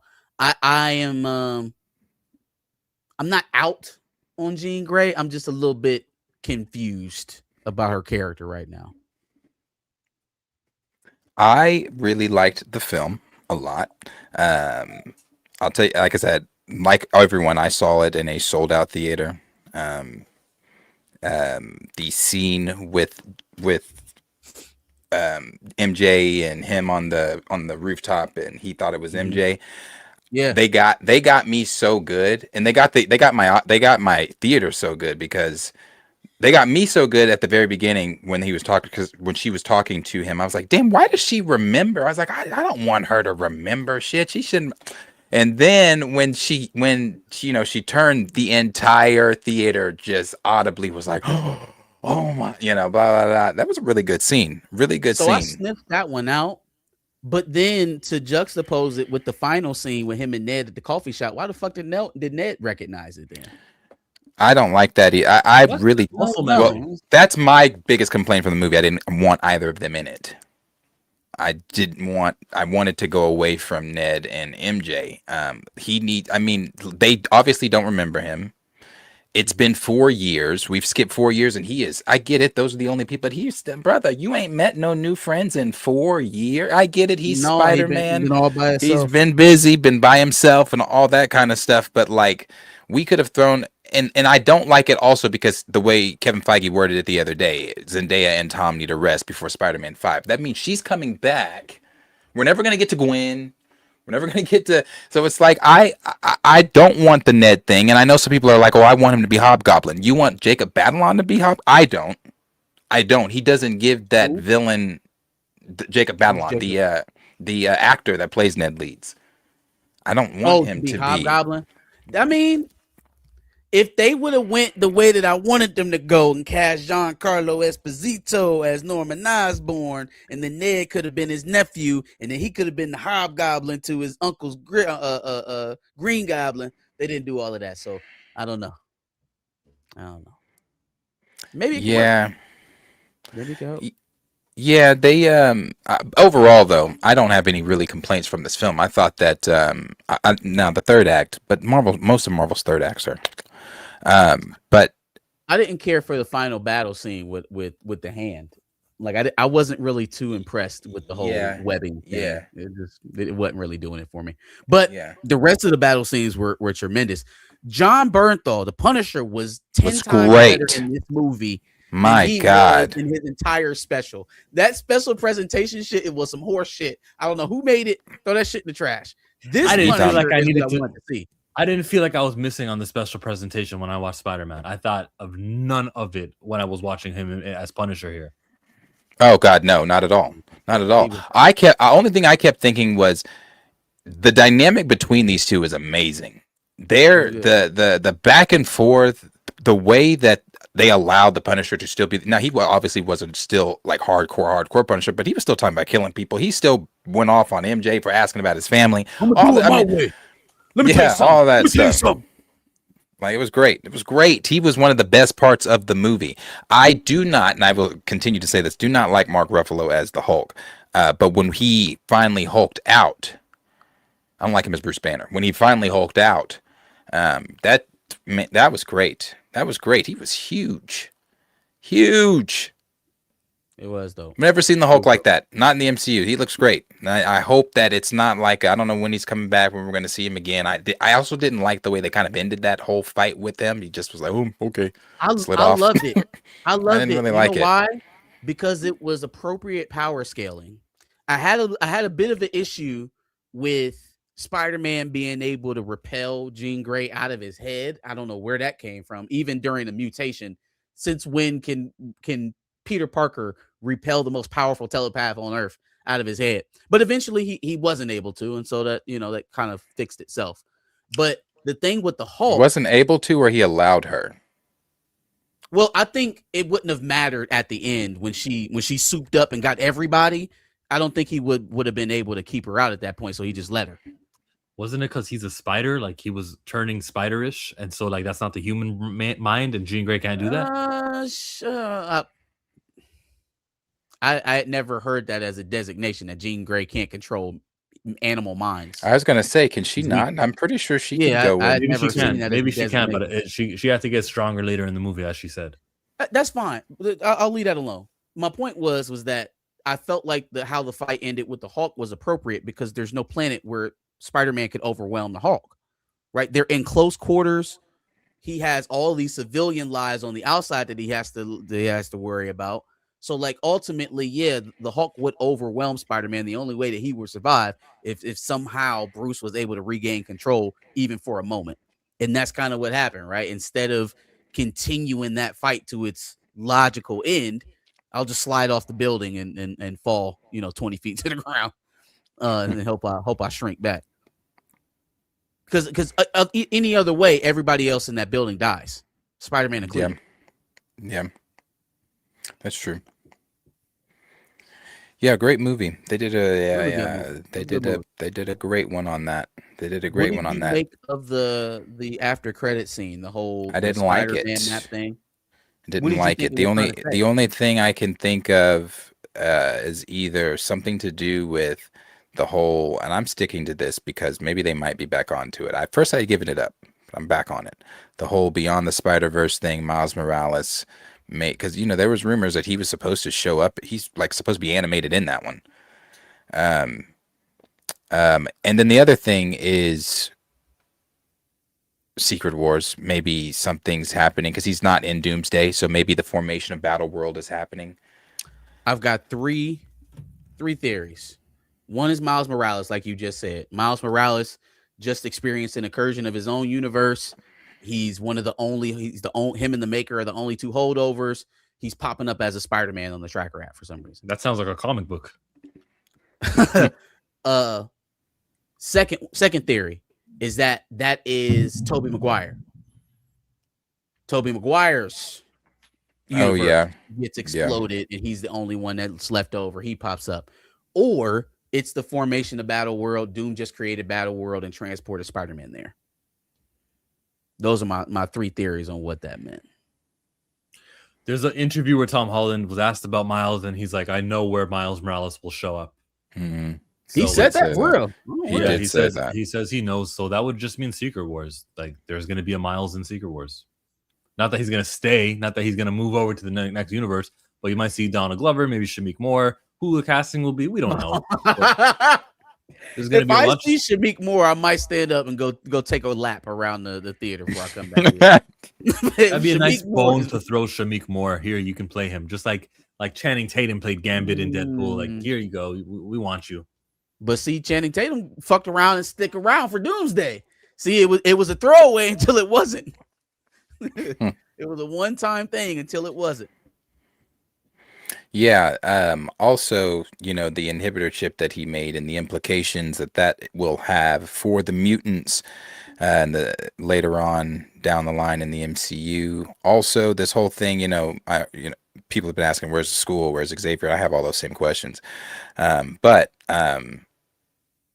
if the school's not there yet, which I would presume it's not, we've never talked about it within the MCU. But if the school is not there yet, then maybe after seeing this shit with Jean and how all this has gone down, Professor X is like, hey, you know what? I need to help this girl. You know what I start a school about the whole mutant situation or how it's presented so far. They don't differentiate it. It's not like, or at least they didn't go out of their way to present it that way here in Spider-Man. Like, oh, there's this new group of people who are just popping up with powers at 13 years old.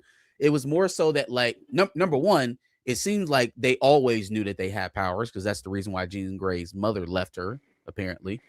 And then number two, they're not differentiating this as a different group. They're just more superpowered beings. Yeah. Right. She even says that in her final speech, I'm special, like you're special. Like, they're trying to make mutants synonymous with all the rest of the heroes, which kind of dulls out some of that anti-mutant human hate stuff that the X-Men is chock full of. Yeah, that'd be too racist, though. That'd be too racial, and they don't want to touch on that because white America is the money they're looking after. That's why. I mean, I guess it's pretty integral to the story. I mean, even Bryan Singer dipped into that. Yeah. White America. Sure. White America. Do you think that the X-Men movie is going to time jump, or do you think that they start it forming him finding these kids? What is time after Secret Wars? Yeah, I was about to say after Secret Wars, I presume that we're already going to have taken a time jump. The universe has an incursion. The MCU doesn't exist anymore, and it was only Battle World. When they fix everything, they can fix everything to a brand new universe where time schmime. People who are young are now older. Okay, I'm still confused. Even I get what you're saying with that, but I'm still confused on just like when are they showing up? Are they showing up officially in the X-Men film, or are they supposedly, because Sadie Sink's in Secret Wars?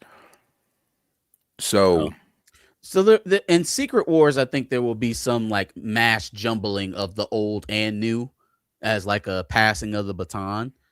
Every universe. Yeah, that's probably how that'll go. So you'll see them in Secret Wars, and maybe we won't know all of their background or their stories, but then we'll get that fleshed out in the actual X-Men movie. They got so many superheroes in Secret Wars. Like everyone should show up. She-Hulk, all of them. Except T'Challa is dead in every universe. Every universe. Like, what the fuck? Forgot. From some unexplained disease. Back to Spider-Man, though. Actually, we already touched on it. Like, it just made a lot of money. I thought that was cool. Zendaya is in it for the next 3 movies. So long as they are still married to each other, why would you not get your wife a job, right? And then your boy Jacob. They said that I don't think a package deal. Get her a job.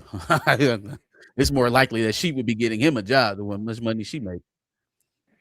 You don't think? I still don't see it. Oh, he definitely made more. He made 20 movie. million, I think, for this movie. Oh, in Spider-Man, yeah, for sure. They got no problem spending that 20 general, million. She books bigger roles than he does on the regular outside of the MCU. This has been Tom Holland's biggest year in a while.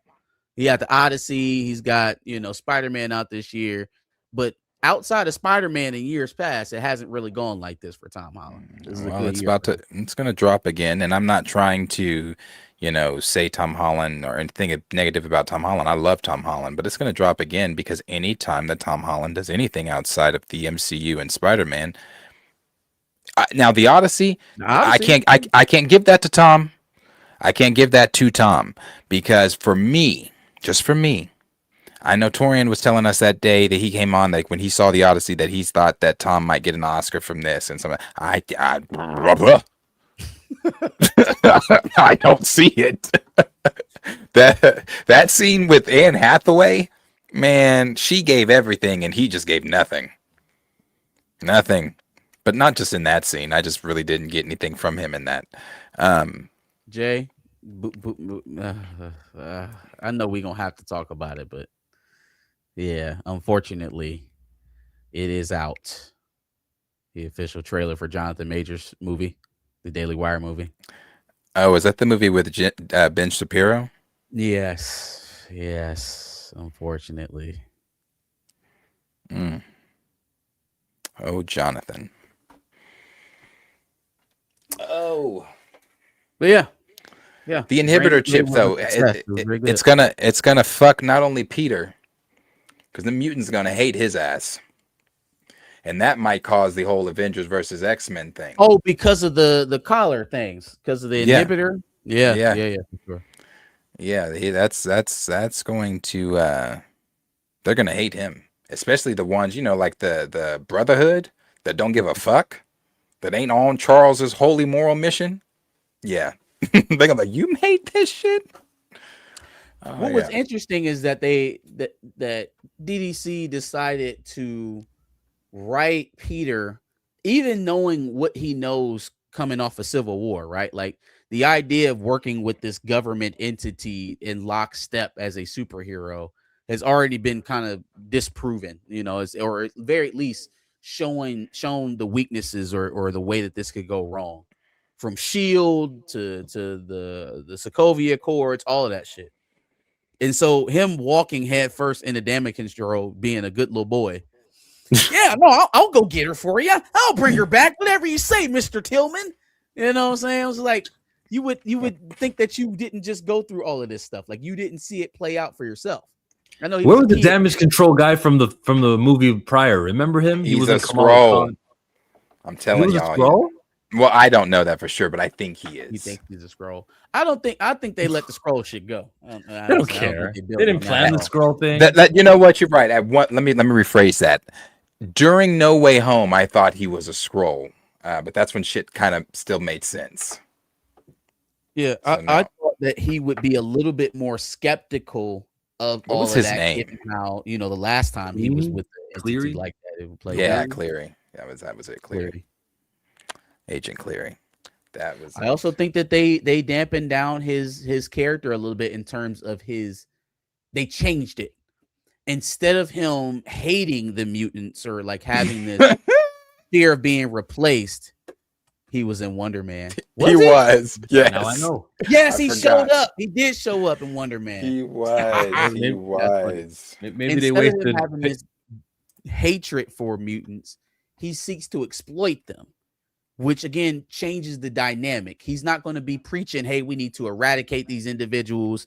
If we don't get a handle on them, they're going to replace us." It's they present a tremendous opportunity for us, and if we could just use their powers. I'm telling y'all, man, they're stripping these stories of the mutant hatred stuff. I think that's the direction they're going into a more of a super powered and how dangerous they are. Basically redoing Civil War. We might have a Civil War too. I hope that's not the direction they're going. It doesn't seem like they're gearing up into the like humans versus mutants dichotomy. Doesn't feel that way, at least not right now.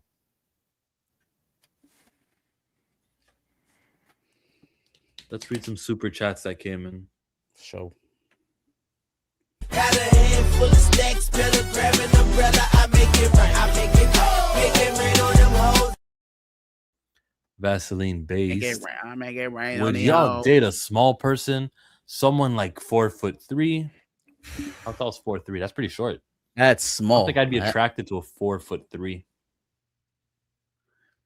I would say no. That's very small. Very small. Probably not. No.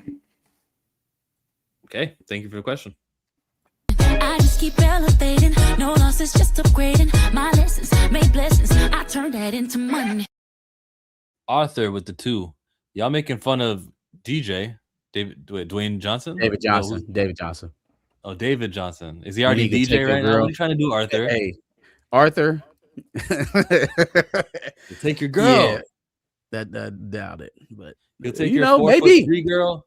he has a lot of money. He's famous. Maybe. Hmm. Maybe. The only time Arthur, I believe, has said anything, and it's once again defending something the wrong thing. He Defending- always on the wrong side. And he pays to be wrong.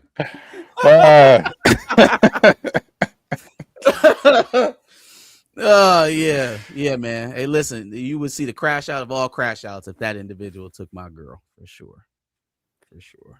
DJ. Well, And again, no one's saying he's ugly. yeah, no one said that once. Not one single time did we call him Didn't say ugly. that specifically. No.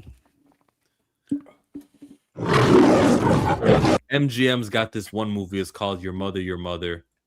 Oh yeah, Your let's see Mother. that. And it's got a trailer, official trailer, not a teaser. This came out 3 days ago. I see her everywhere. You take her from me. And you expect me to bow down to you. I thought I was your sword. Now I have to feel her shoes. I'm breaking. Like John Wick when he lost his girl. I'm here for the breast milk. My wife passed away and Aziza's breastfed and she's allergic to formula. I'm sorry, but I need a prescription. What are we doing? Don't get Zizi fed, that's what we doing. Latif, we have a problem. You know what I need you to do? Did you stick a weapon? No, I just sell oils and perfume. Don't underestimate Latif. It's time to put down the gun and use a gun. I went with my own code. I see your pay. You gotta tell me what's really going on. I keep a roof over your head, food on the table, and the wolves from the door. You have any idea what it takes to raise 3 kids in this world? Alone. Hey. You see all this? What? They were here for you!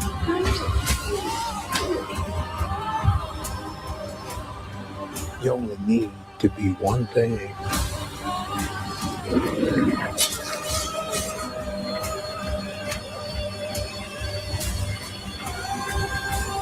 What thing?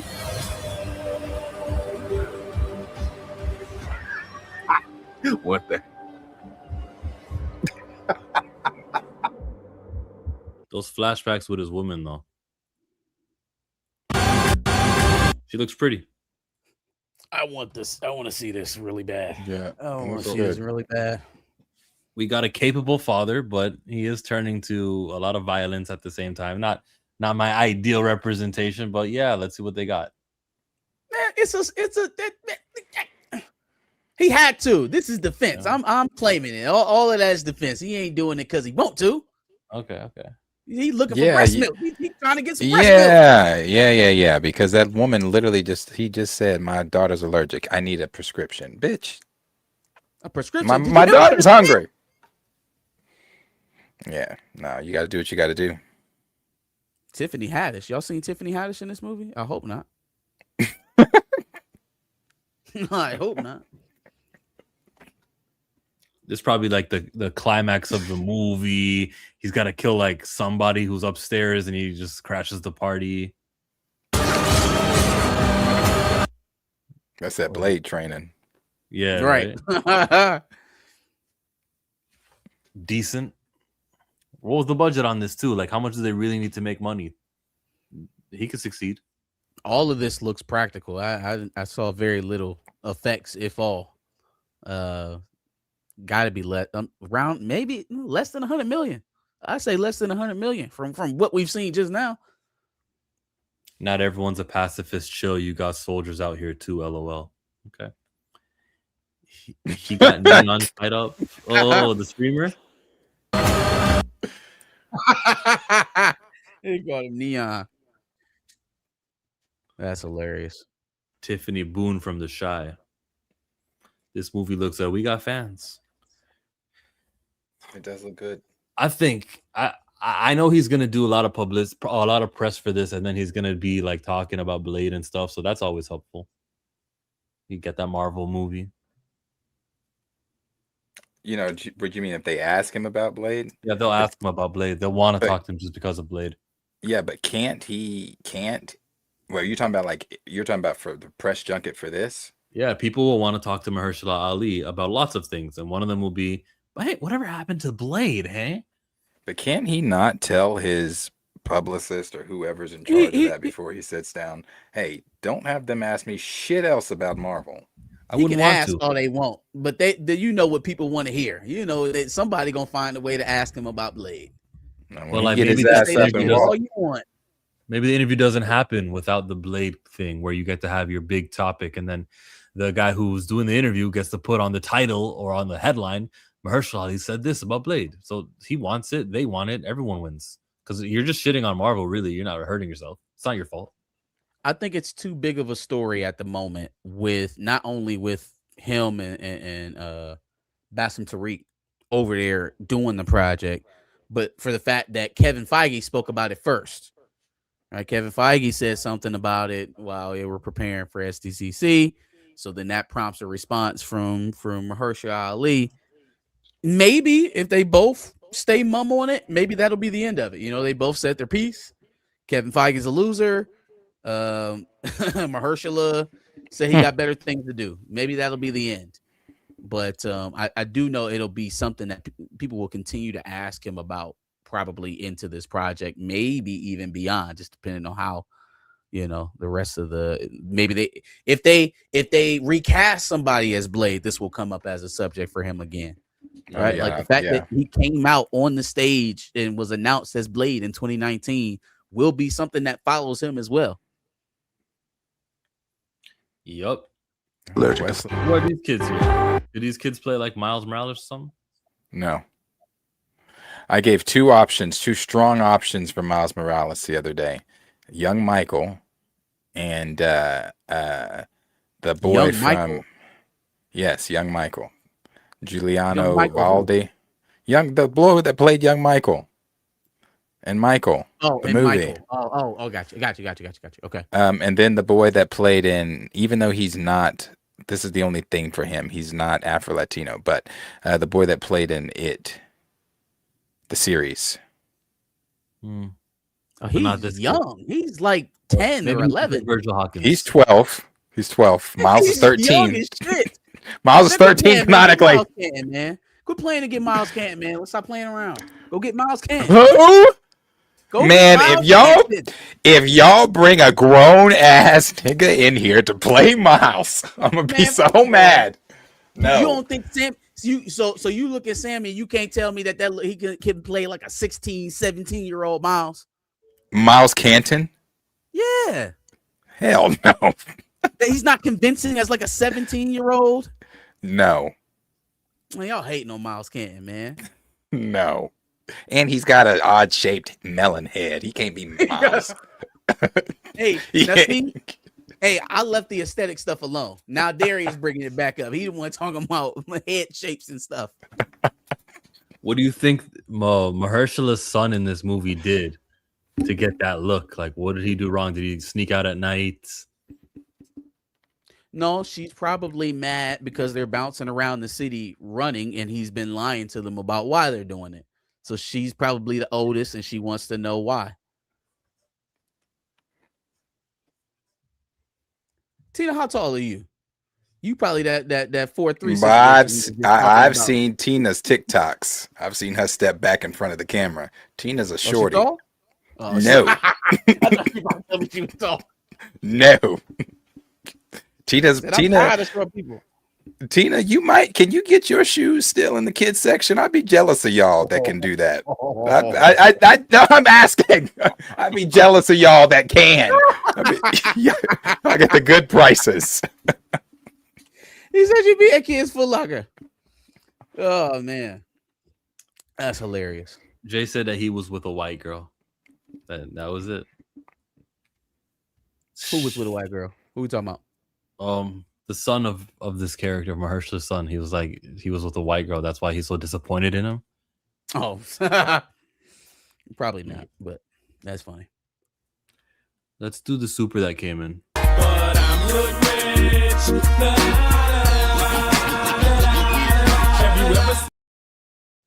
I hope Kevin watched this feeling like a loser and a failure and a giant failure, but I got Wesley Snipes to play Blade. Might get him back for Secret Wars. Do you think he wants this to succeed or fail? I think he might just want this thing to fail. Like inside, Blade? Kevin Feige wants your mother to fail. Oh, I don't think it makes a difference for him. Like your mother succeeding is like $500 million. He's not worried about that. He don't care about that. Plus, it's not in direct competition with any of his films. So what would he care? I think it's a success with 100 million. What's the budget? Yeah, I was gonna say, what's the budget? $78.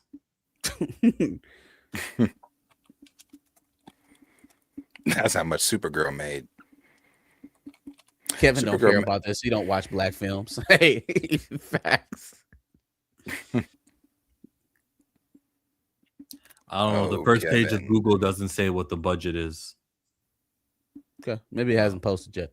It doesn't seem like a very expensive film, so you're right. It's not going to have to clear a whole bunch to at least be fiscally successful.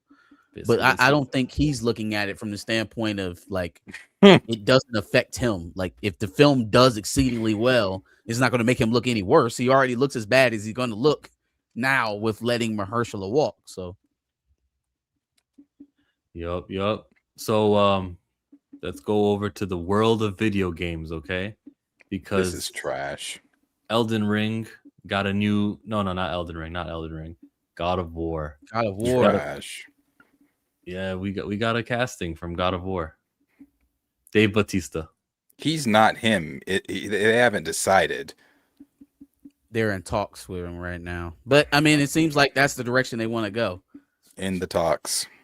So now he's in talks to replace Ryan Hurst as Kratos in Amazon Prime's God of War.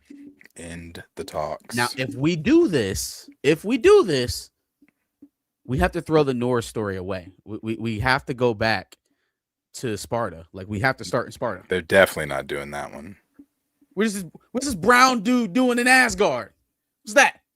Take us back to Sparta and let's kick this thing off the way we were supposed to start it off.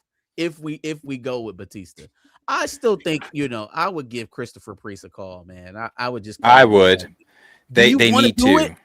Like, do They you need want to to. do it? If you want to do it, we'll make it work. If you don't want to do it, we'll keep going.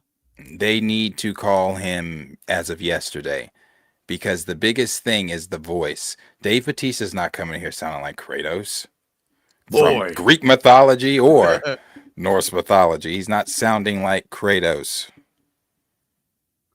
I'm gonna hear Drax. When Drax, I was gonna say when Drax is yelling at Thanos, Zeus.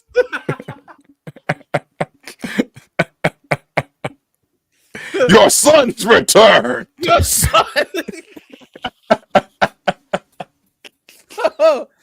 Holy shit. No, Yeah, no. Damn, Christopher Judge, hell no. The actual voice of Kratos gets a hell no. Gee, then who y'all want to play then? Who do y'all want to be Kratos? If it can't be the actual Kratos, then who's gonna play him? Read it, boy. Man. Yeah, I don't know. You got to get somebody good though, man. You got to have the voice. I think Judge would be good. Jim Sandler. Who's Dave Bautista did great voicing the Avatar character there. Somebody said The Rock. You better get the fuck on. Who's Jim Sandler? That sounds like my I don't know neighbor. who Jim Sandler is. Jason Momoa. Apocalypse. Haven't we seen that enough? Haven't we seen that character of him enough? He can't do it either. Momoa can't do it either. They just skip the Greek story. And jump ahead into the That's Norse 2 L's for That's Greece. dumb. That's stupid. It's dumb. It is dumb. It is dumb. It is dumb because I don't care how much Cooper Hoffman y'all talk about God of War 4. God of War 2 and 3 and 1. Hands down, man. The Greek mythology stuff is his best. Is Kratos' best stuff. Hands down. You are fighting through all the Greek gods, not just the Greek gods, but you go through the Sisters of Fate. You fight your way out of hell. You fight. You take Icarus's wings. You're fighting Titans. You ride Gaia's back on the way to Olympus. Right. You basically while jump wielding the sword of Olympus. And climb to Olympus. It's just climb to Olympus. Like, man, come on. It's a better story. Hunter Hearst Helmsley. But he can't. I don't think Dave Bautista can. Are y'all being serious right now? Like, so hell no to Christopher Judge, but Triple H, Cooper Hoffman, and what was that other one in there? Kevin Who the hell James? is Jim Sandler? Who is Jim Sandler? I'm getting like real estate agents. Jonathan Majors trailer. No, didn't touch on Jonathan Majors' trailer. We're gonna have to queue it up, man. We're gonna have to watch it. We're gonna have to look at it. God damn it. Well, don't let Jonathan Majors interrupt this Dave Bautista God of War. Yeah, for sure. You're right. I think Batista is a phenomenal actor. I think he obviously has or can get back to the build to be a Kratos. The voice would be the biggest hang up I have on this right now. It's the voice. Yeah, the voice. The voice is a big issue. That's not a dude. You're a dude. That's a man. That's what I hear. That's what I'm gonna hear. Who is Gamora? Where is Gamora? Why is Gamora? That's exactly what I'm gonna hear. Nah. Don't worry, Peter. I can take it. He can't take it. How hurt is Hurst? Too hurt to delay? I don't think it was an actual injury, bro. I just think they saw the reactions to those early pics of him. Hey, and they were awful. I've had enough. Justified. They were justified. It was justified. Oh, damn. Christopher Judge is 60. God, Tina. He's a god. He's thousands of years old. So that man probably tired. Come on now. Hell, no, he ain't tired. Get your ass up and come make this TV money. Oh, man.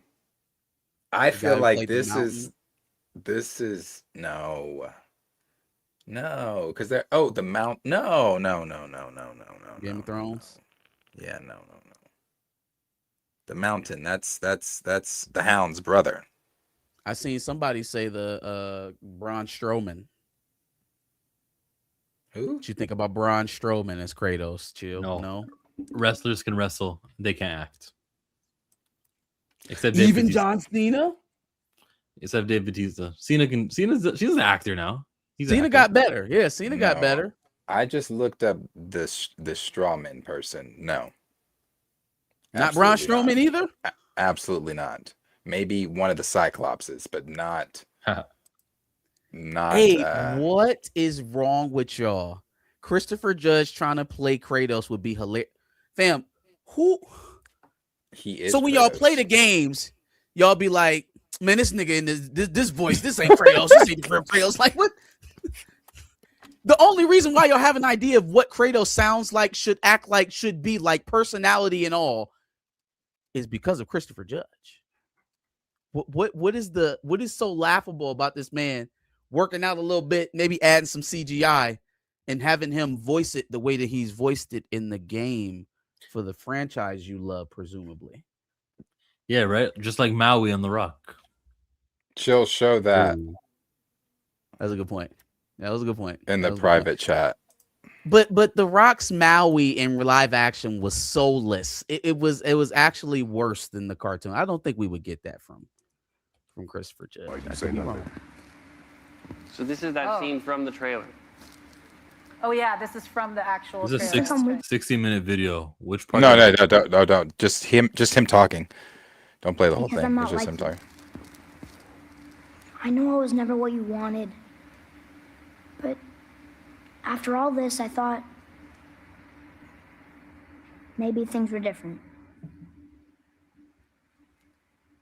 You do not know everything, boy. No. Can't nobody do that. But at least I know the truth now. Truth. The truth. Man, I don't know what the hell what y'all talking about. Get that man a personal trainer. Put some white paint on him. Let's go. Give him a personal trainer and some white paint. Let's get down. Stop playing with me. Tina said that man is old. I don't care how old he is. We just marched Harrison Ford's geriatric ass out there and let him play Red Hulk. And y'all mad at me talking about Christopher Judge? Maybe Jonathan Majors can play him? Y'all better come on, man. Stop playing on Christopher Judge's name. Geriatric Kratos. Y'all hating, man. Y'all hating. Let's do a super chat.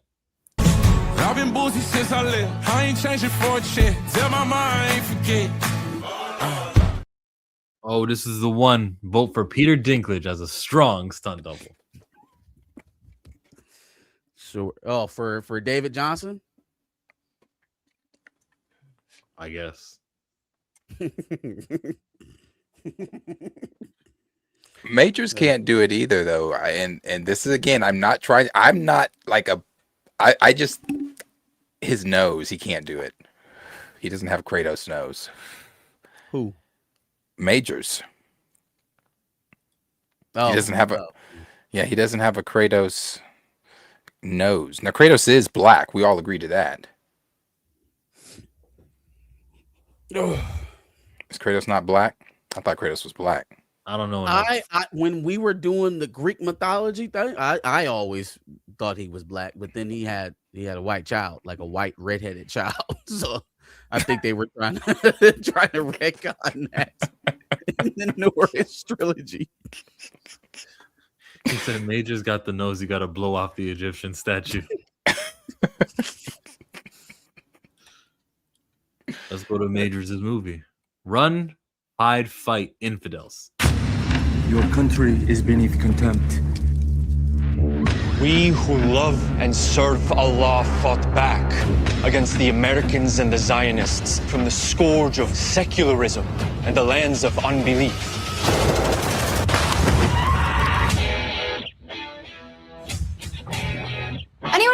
Captain Saunders tomorrow? The retired Delta Force soldier with a new book out. He's the polar opposite of those brain-dead protesters. Given the current climate, should Clay Saunders even be allowed on campus? Mr. Saunders is a close personal friend of Chancellor Friedman. This is a decision I cannot fight. There are 3 ways Islam will conquer the West. Through immigration, through the wombs of our women, and by using our nation's freedoms against us. Are you paying attention?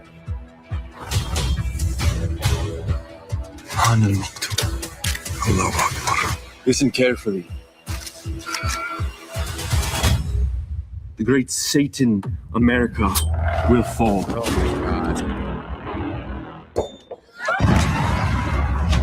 You are infidels. The bodies of women are not pure and the men's souls are unclean. What makes them so dangerous? I feel like Their I'm watching goals are not propaganda. in this life, but the next. Anyone? I got friends here. I can't just leave. Listen to me. Illallah. We cannot run or hide from what is coming. See, this is that overt. I will be rewarded 10,000 times in the next life. When you die, you're nothing. Only one way to find out. That's the American way. He signed up for this? Did that motherfucker say this? That's the American way? That's what he said with the gun in his hand. That's Jonathan. the American way. So you contrast that with your mother, where you got Jonathan. a Muslim character. So over here trying to take care of his family. He's praying, Allahu Akbar, all that. And then you get this one, which was like designed to just be hateful. It was so different to go from one trailer to another. This is garbage, bro. Like, God damn, the Hasbara is strong. Jesus Christ. There will be 3 ways Islam will destroy the West. Immigration through our women's wombs. Nigga. Jonathan Majors, baby. Oh. Hey, man. It's the next John Wick franchise. I have done things that I am not proud of to get along. I have never done no shit like this. Like Sold out your morality. Nigga. Fox will be running this promotion 24/7. I would have respected him doing a Tyler Perry movie over this. I would have laughed at that like a couple of weeks ago. I totally agree with you. I would rather see him be the villain throwing some woman out her house than to see him up there. Yeah, this doesn't feel real. This feels like it's parody. Like, there's no way he signed up. He read the script and he was like, "Oh, this is the one right here." Well, then again, he didn't have many options, but you don't take this. You don't take this. Oh my god! Well, congratulations to him. I think Megan Good's pregnant. I think I saw that. No congratulations for this. Absolutely not. Congratulations to Megan Good. She found the father of her children. I think. Can't pick this. Maybe I'm wrong. Can't support this at all. Can't support nothing about this. And then on top of that, it's going to crater. Who's buying this, bro? Who's going to a theater to sit down and watch this? Does it feel like the American consciousness is so pro-Zionist at this point that they would accept this framing of Islam, even in their most radical, most racist? Does it feel like the general American public is on your wavelength of all of this about fear of radical Islam? How's this movie going to play in fucking Michigan? Like, what are you, dog? What could you have possibly been thinking? I don't know, but I love the overt racism and the overt kind of like over the what happened in Iron Man, you know? Like, this was so in front of your face, and that's what they're going for. And good. Like that there. Yes. You see, guys? I like it. I like the overt nature of it. Very disappointed in my guy. Very, very I disappointed. hope she ain't pregnant. I just searched it. It was a viral photo that was AI. So she's not actually pregnant.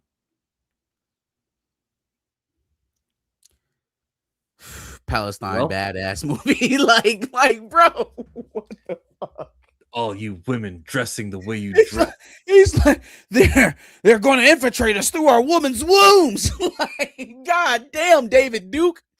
What the fuck? They're gonna use the freedoms against you. And of course, you know, it's the pro-Palestine encampment that ends up getting taken over and turns violent. My God. It's interesting, like how in your face this is and how unclever it is. It's not tactful at all in the least bit. It like at all. There are plenty of anti-Muslim propagandas that go over that people don't even notice. Top Gun Maverick right around the top of them.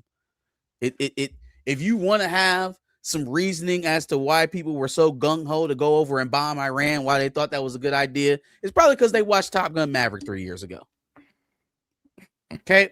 Like there is tactful pro-military, pro-Western values type of propaganda that you don't see at face value. This is like, hey, bad Muslims. Like right to the face, directly to the jaw. It was produced by Ben Shapiro in the Daily Wire. I thought that was already known. We known that, but yeah, we're saying that now. The Daily Wire, that's who's behind this movie. So don't be surprised. Critical Drinker is going to call it a classic. This is actually the best movie I've seen all year. No woke nonsense, a badass character, and a great concept. I'd rather see Major do a slave movie than this. Nah, my appetite for slave movies. Nah. Man, he might have to take them lashes, dog. He might have to take them lashes if we. He just might have to. Might have to give me. I have to do better, master. I have to do better. So yeah, there you go. You got it, Lawrence. You got the trailer reaction. Next up is God of War. What's Storm Disney Plus special? What? That's a rumor? Yeah, there's a rumor right now that there are 2 Disney Plus specials out there. One of them being Storm. Thoughts on that? Okay. Thoughts on a Storm Disney Plus special? Well, look, the last Disney Plus special was Punisher, and I didn't feel like I missed it when I watched Brand New Day. I don't know what happens in Punisher. So, like, will Storm be consequential? Or will it be like her and the child going like dating? Like, what will it be? What will it be about? Will it cover her claustrophobia? Because they don't want to spend a lot of money doing the Storm stuff. And they'll be like, oh, look, it'll be a introspective story about her and her feelings. Be a story about claustrophobia. Yeah, that'll be the threat. You know, sometimes they don't have villains in these movies and shows. They just have like situations. Misunderstood Jean Grey, or what was it in Thunderbolts? Depression was the murderer. Jean Grey. She's a murderer. It was so if they do a Storm Disney Plus special, that's better than nothing. But like, make sure you also have her in the movies because that's what counts. Yeah, I mean, I guess I wouldn't hate it. I just don't like their track record of shows on that platform, so I'm not really assured about its quality. I don't know how well it would be, how done, you know.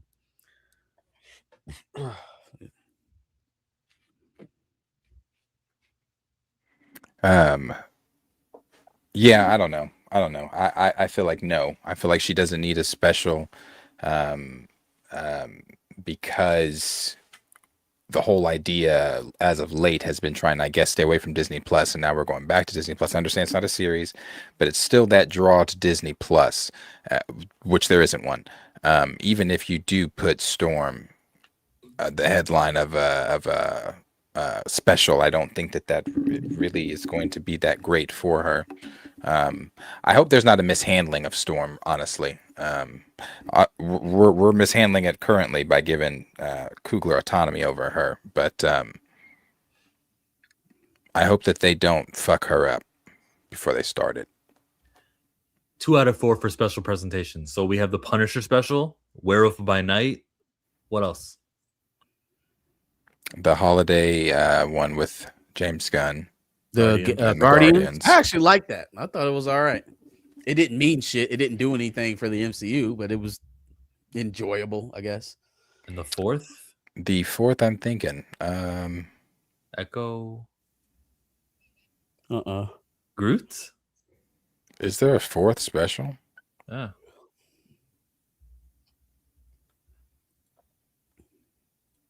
Echo. Guardian Special Echo was I thought that was a series.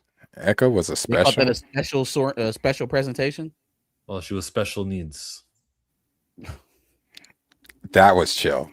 that was not me. I didn't know Echo was a special. I thought Echo was a show. Because didn't they do that in episodes, or didn't they drop all that at once? I can't remember. They dropped it all at once. They dropped the whole thing. Oh, that was terrible. But back to the point, like with Storm getting a Disney Plus, yeah, there's a bit of a stigma. I remember John Boyega saying, like, you're not going to Disney Plus me. And like 7 years later, after he said that, I look at it and I go, yeah, you don't want to be Disney Plus, but it's more content. It's like it could do some stuff that we want them to do with Storm, to have more explanation. And fine, like I don't know, I'll take it as long as it doesn't hinder her movie performances. Sure. Echo was also great. Huh. Jay, what? I don't understand your taste. I don't get your taste. Huh. I don't get it. The best part of Echo for me was when they showed Kingpin's hand in that like first episode pinching her cheek, and we're like, oh, King. Wait, that might not have been in her show. That might have been somewhere. That was in Hawkeye. Oh. So there was no best part of her show for me. That show was awful. The glasses that Kingpin could like see her sign language. I don't even know what you're referring to, because that was about when I said didn't I'm see not it. watching. Yeah, I wish I could laugh with you, but I didn't. He had some glasses, like he had some glasses that had like these like okay, you remember like the big mouse hand or the mitten on what was that, Nintendo or whatever. He had on these like 3D virtual glasses, and they were like these two big ass like Mickey Mouse mitten hands in front of him that were sign languaging. So I think so he could see what she was saying. Wow. So when she signed, there wasn't words coming up, but there were actual hands that were still signing. Why wouldn't he just look at her hands? Don't wait. I'm trying to remember. I just remember. It makes sense if it like translates into words. Why the fuck? He's not making. I swear I'm not. I gotta find this shit now. What is it? Echo sign language glasses. Let me see. Oh damn! It brought up some real glasses.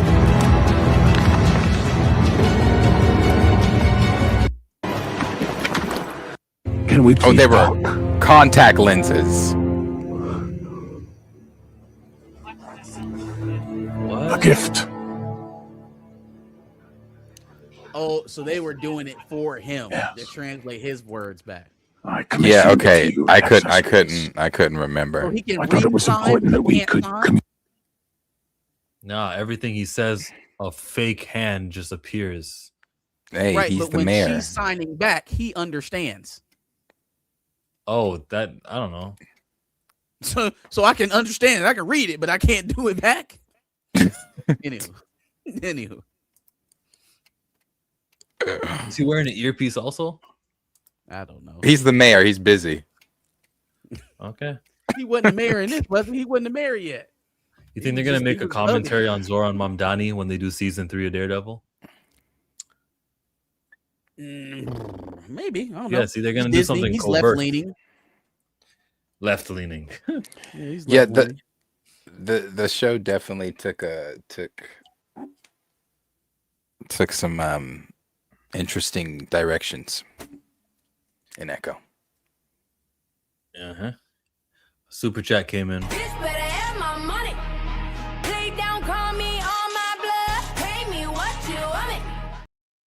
$2. It'll be Revo as Storm in Disney Plus special / musical. Oh, you see, they put a song in it. They got Storm singing with Cynthia I Erivo. want them to do that shit. Please do that shit. Please cast Cynthia Erivo as Storm. Please do it. She'll be on a high Do after playing it. Kai. I want Cynthia to see Erivo. Cynthia Erivo, David Johnson, T'Challa Storm pairing. That's what I want to see. Do that shit. Come on. But she's got to sing. It's in the contract. She's got to sing.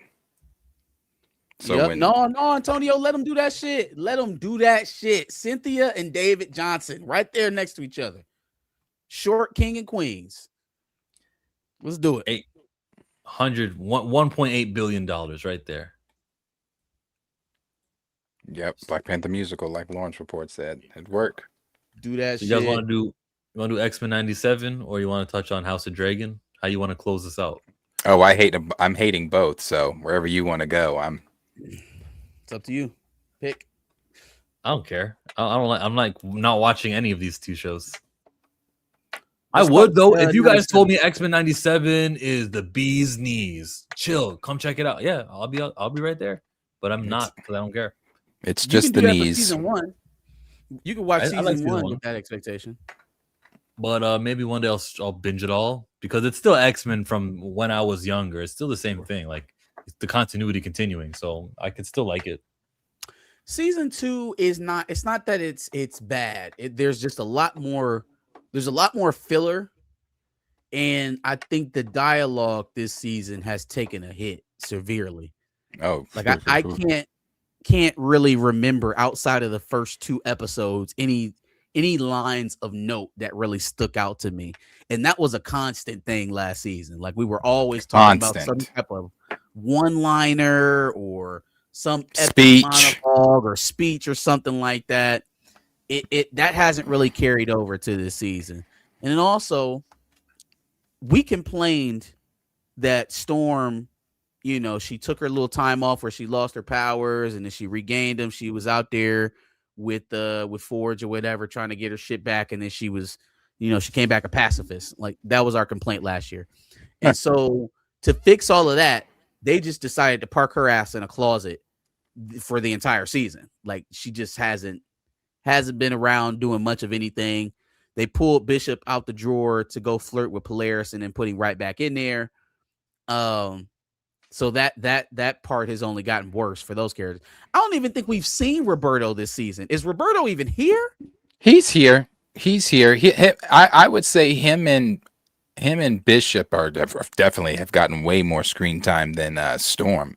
Storm, I to be honest with you, outside of the little sun thing, I forgot she was here.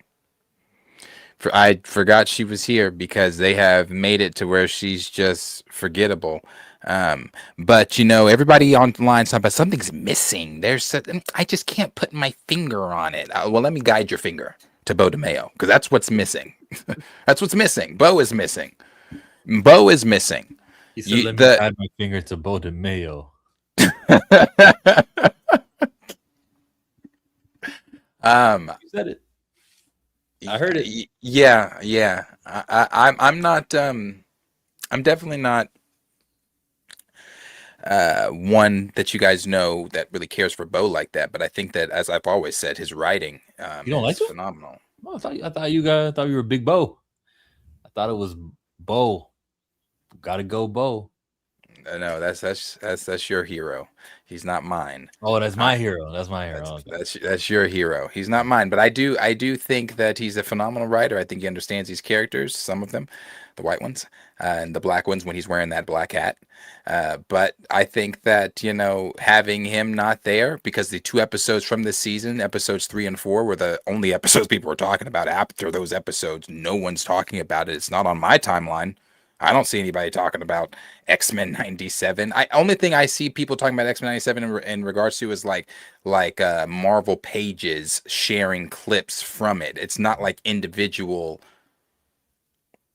And when I do see individual users talking about it, it's that something's missing. Can't quite put my finger on it. Right? Yeah. We'll point their finger to both. Yeah, I don't think it's a narrative thing. The narrative has been tight enough. And honestly, I've appreciated the amount of characters that they brought into this season, right? They've continued to expand the roster throughout most of these episodes. It just feels like narratively, though, we're kind of stuck in place a bit. You know, most of this season We're all we've over been the in place. we've been in kind of the same stasis we've been in the entire time. I didn't really expect them to clear the whole time travel thing up that quickly. So that Dog. felt like it threw us in a loop. Like, all right, what we gonna do now? Like, No, when that ended, I was like, "What the fuck?" that shit, it was like that. It I was happened like, quick. "That's what the trailers were even based on." Y'all made it feel like we were going to be here. Yep. No, oh no. They said, And "Hey, now we we're gotta up to our. get the We're fuck out gonna of be Egypt." what on the last 2 episodes, and Apocalypse has yet to come back. Like we just found out in this last episode that he's lingering around in Gambit's mind. So like, you know, it's not season 1. It's definitely not season 1. It's very what if, because that's who they brought in. They brought in the what if writer to oversee after they stripped Bo's work down to its bare bones, said keep episodes 3 and 4 after that. Let's rewrite everything. I don't care how much DaCosta or whatever his name is gets on here and lies and says, "Oh no, we kept a lot of Bo stuff." Bullshit. This ain't Bo. This ain't Bo. This is whoever What If's man is, you and all them other names that pop up with the just you guys doing the common courtesy of still putting Bo's name on there. But this ain't Bo. Somebody said that this is still a lot of his work. Like they actually said that in an interview publicly. Really? Yeah, didn't they come? They've come out and said that that a lot of the work that they who was it? It was what's his name? Winterbomb. Let me find that. Yeah. That sounds like settlement is coming. I didn't even finish What If. Well, that makes 2 of us. I watched the Doctor Strange episode because the Multiverse of Madness movie was coming. I thought I should watch it. Have not seen a single episode of What If. I like things that are within canon. I saw the scene in Zombies where they killed T'Challa. That was What If extension. I saw that.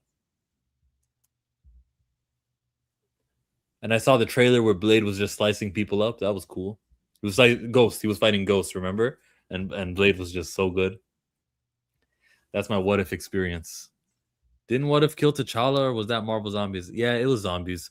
What If had him alive, and then it was the episode where we're like, what if Marvel was taken over by zombies? And then the Zombies TV show was just an extension of What If. Just like the Ninth Jedi from Star Wars, which none of us have talked about today. I have seen the first 2 episodes of The Ninth Jedi. I love it. Great. Love it. It's not canon. It's really good. But maybe they can canonize it, maybe. I mean, maybe. Yeah, it's like an interesting material. concept, though. Kind of So digging deep on the Imran crystals and stuff like that. So they got crystals and they've got lightsabers. Okay. Mm-hmm. What time period is it supposed to take place? I have no clue. It's after Order 66. Has to be, because they're talking about reforming the Jedi Order, but I don't know exactly what point they're at. And the main character is young, so like during the Rey, Finn, Poe era. I don't think it has anything to do with that era or any era that is canonized at all. But if they're restoring the Jedi Order, wouldn't that mean it's after Order 66? The Jedi Order has fallen so many times during Star Wars. No matter what generation you can go, Knights of the Old, you can go the Old Republic, New Republic. The Jedi Order's forever fallen. So there's got to be some type of cataclysmic event. If they're gonna make it into canon, I'd like for it to be after Order 66, so that young character, when they're older, gets to be a character, right? Like that would be cool. But probably not. But that's the Star Wars talk for today. We'll let you know when the Kenobi season 2 gets greenlit. You know, hold on. I'm still trying to find that thing from Brad, but you know that thing that what's his name? Filoni said, or not what Filoni said, what Daniel said for Filoni, that they are going to, apparently they're taking the Heir of the Empire movie and taking it to a limited series, which again, they haven't learned. If Marvel is learning by maybe getting away from Disney Plus, Lucasfilm is like, hey, we're going to stay here. And I don't know if they're looking at the lack of success of Mando and Grogu as the template of why they want to try to stay away from the theaters, but that's just wrong. Of course that failed. We all know why that failed. We don't need to go into why that failed. It's the wrong thing. It was the wrong thing to put in the theater. Yeah. It was the exact wrong thing. So this whole Disney Plus now, if Heir to the Empire is what they're saying it's going to be, and it involves these skeleton kids and all that other stuff, then sure, limit series it, because fans aren't really not gonna gravitate to that anyway. Skeleton Crew? Why the hell would they be involved in the Heir of the Empire? Because they're all trying to stop Thrawn. The kids? Skeleton Crew? The kids with Jude Law. What's Jude Law's character's name? I didn't even watch that show. Oh, but he's got a lightsaber. Jude Law? Yeah, he could be recruited. He stole that shit. What's his story? Is he I'd actually I don't care. I don't care. Yeah, that show is such a remnant of, we got this Disney Plus thing. Guys, put TV shows out for us. That's all that was. There was no thought into the Disney Plus from both Lucasfilm and from Marvel. But here we are. It doesn't feel like anybody other than Netflix had a real answer to, okay, so now we've taken all of our stuff off of these other licensing agreements on these other channels, off these other streaming services. We put it on our own. We cultivated this big library. How do we make money? Yeah. It's like, I don't think anybody ever really stepped out of that box and figured out how they would turn a profit on this albatross. But, maybe they'll figure it out one day. Yeah, no. But to end it on the back to the 97 stuff, without him, they don't go 10 seasons like who was it? Larry Houston said that they wanted to do. When they said that, I'm like, bro, so y'all hiring Bo DeMaio back then? Because ain't no way this shit lasted 10 seasons the way it's going. You're gonna get a solid 4 or 5. Yeah. I would be interested to see what the numbers are on this opposed to season 1 as well. The watch time, how many households, all that stuff, because I'm telling you, I just don't, whereas you had to avoid spoilers for season 1. You could, if you didn't watch that episode when it first dropped, you could not get on Twitter without seeing everybody talk about what happened in the latest episode. With this, no one cares. Well, how much is copying comic books? Because like E for Extinction was a comic book story. There's been a good like adaptation, 1-to-1. What's the word I'm looking for? When it's close to comic books. How close is this to comic books? I feel like they're pulling from comic stories pretty readily. They're bouncing around with certain stuff. Like there's an X Corp, like right off the heels of Genosha. So, they're kind of pulling from different aspects of different stories. But for the most part, the track that they're traveling down is familiar to me as a X-Men comic book reader. So I feel like they're pretty close to comic accuracy. They haven't done anything too wild. But you said X Corp. You mean the book from like 2021? That's my point, right? Like X Corp doesn't come until the Hickman era, but they've already created it off the heels of Genosha. Like that was his answer to coming back to a world that just destroyed. But Genosha falls in 2004, maybe. Like that. Yeah, this doesn't work. Something like that. Yeah. Again, it's out of order, but they're still pulling things from different comic story areas into one. So like the stuff that they're doing has a foothold in the comics, but it's not a complete like 1-to-1 story. How about House of the Dragon? Are they 1-to-1? Are they close to the authentic? No, hell no. Hell no. Well, I see why George left. Okay, So yeah, this is another one where the season is on. But to your note about whether or not they're sticking true to the story, I feel like they tried to get back to it this week, this past week with Sunfire. Oh, okay. Well, that was a surprise, to be sure. I'll tell you. Right. Because I thought they killed that motherfucker. I was like, oh, okay. I thought that you should have been dead. Now all of this shit is going to shit. All of it. Damon got 3 more dragon eggs. He's holed up at Harrenhal. Somehow she has a way to save him from drinking Nightshade. I don't know how the fuck that's supposed to work out. But and then now Aegon, the once presumed dead slain king, has his dragon back. So all of this shit is going to shit. It's all going to shit. That now the stuff at Harrenhal, they are actually kind of keeping that stuff. That's pretty accurate. Yeah.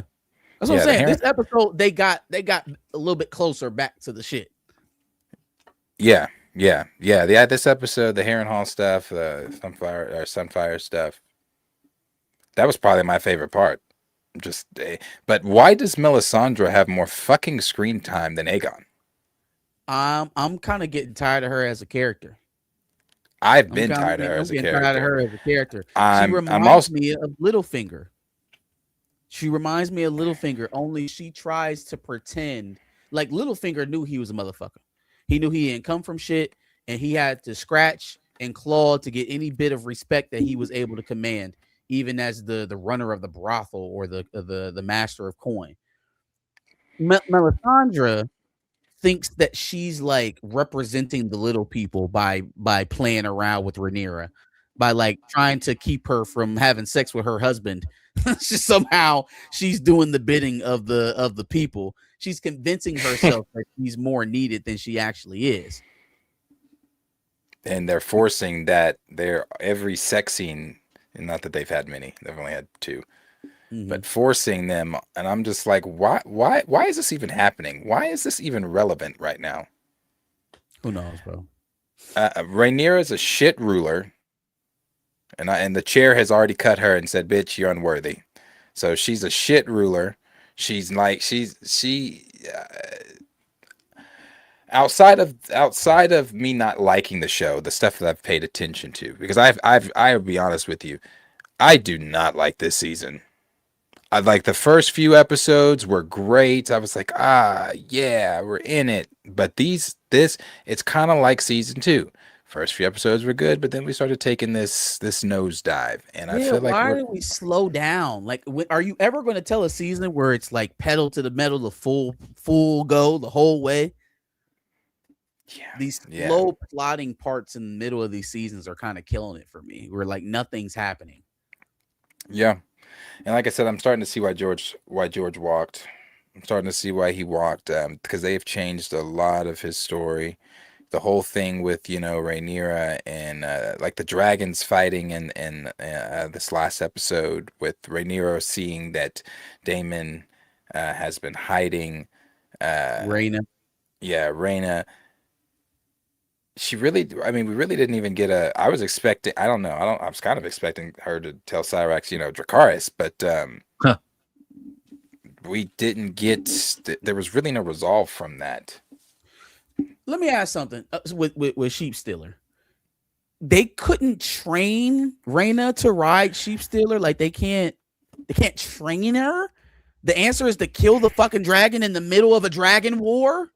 I thought that same shit too. I was like, why the fuck are they killing Sheep Stealer? Right, trying to kill the Sheep Stealer. Tell her ass to follow you back to King's Landing and land the motherfucker. Why would you just like that? Would be like, we found out that Damon's daughter has a nuclear bomb in her room, and instead of taking the nuclear bomb and using it against our enemy, we blew it up in her room. It's like, this is over. Set the bomb off. Like, I don't know if that's the answer.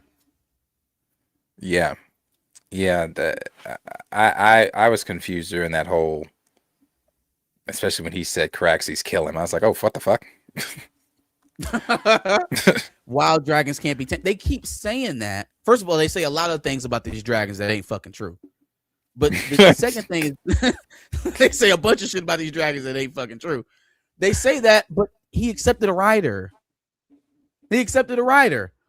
So how is it that he can't be tamed, but he accepted her and he defends her to the death? He'll die defending her. Like those things don't necessarily go together to me. Like how is it that he's even caring for her and taking her as a rider if he can't be tamed?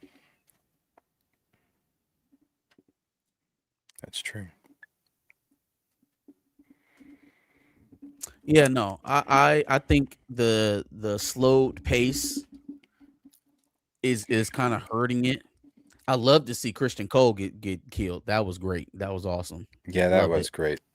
That was great.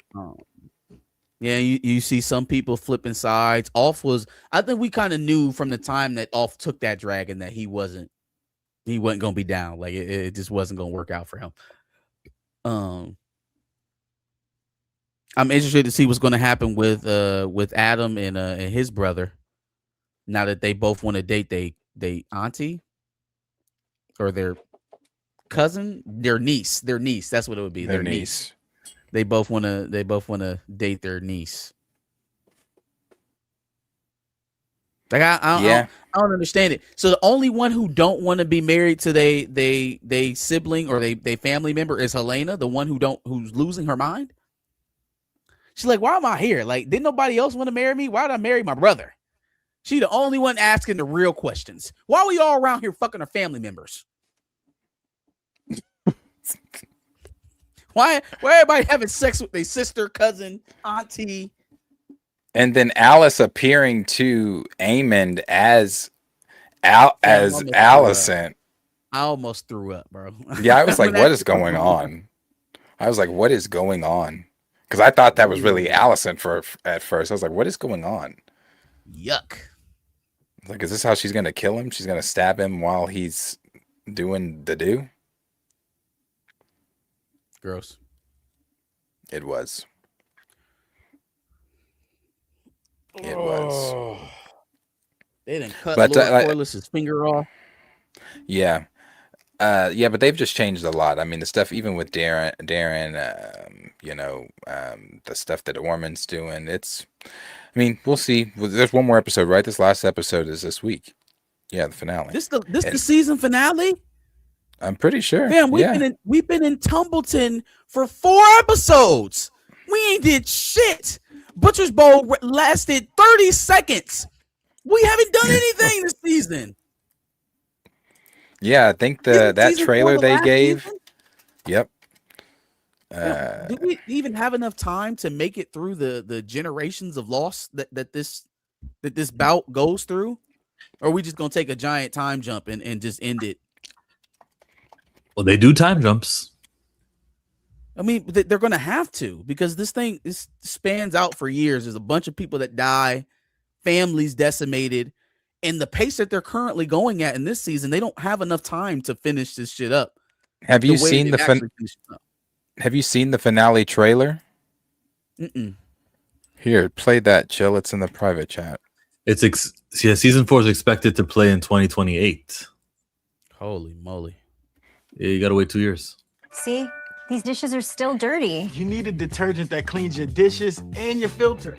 Yeah, clean your dishes and your filter.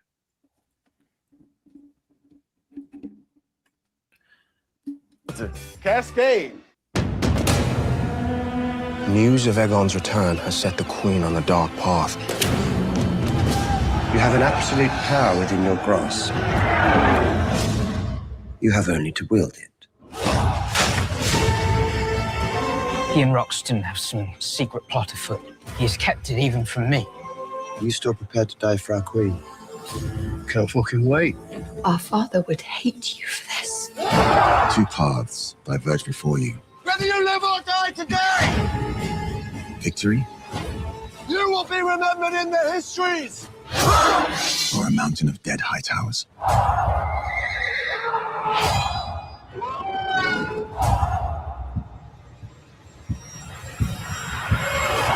There'll be no doubt who the gods have chosen to rule.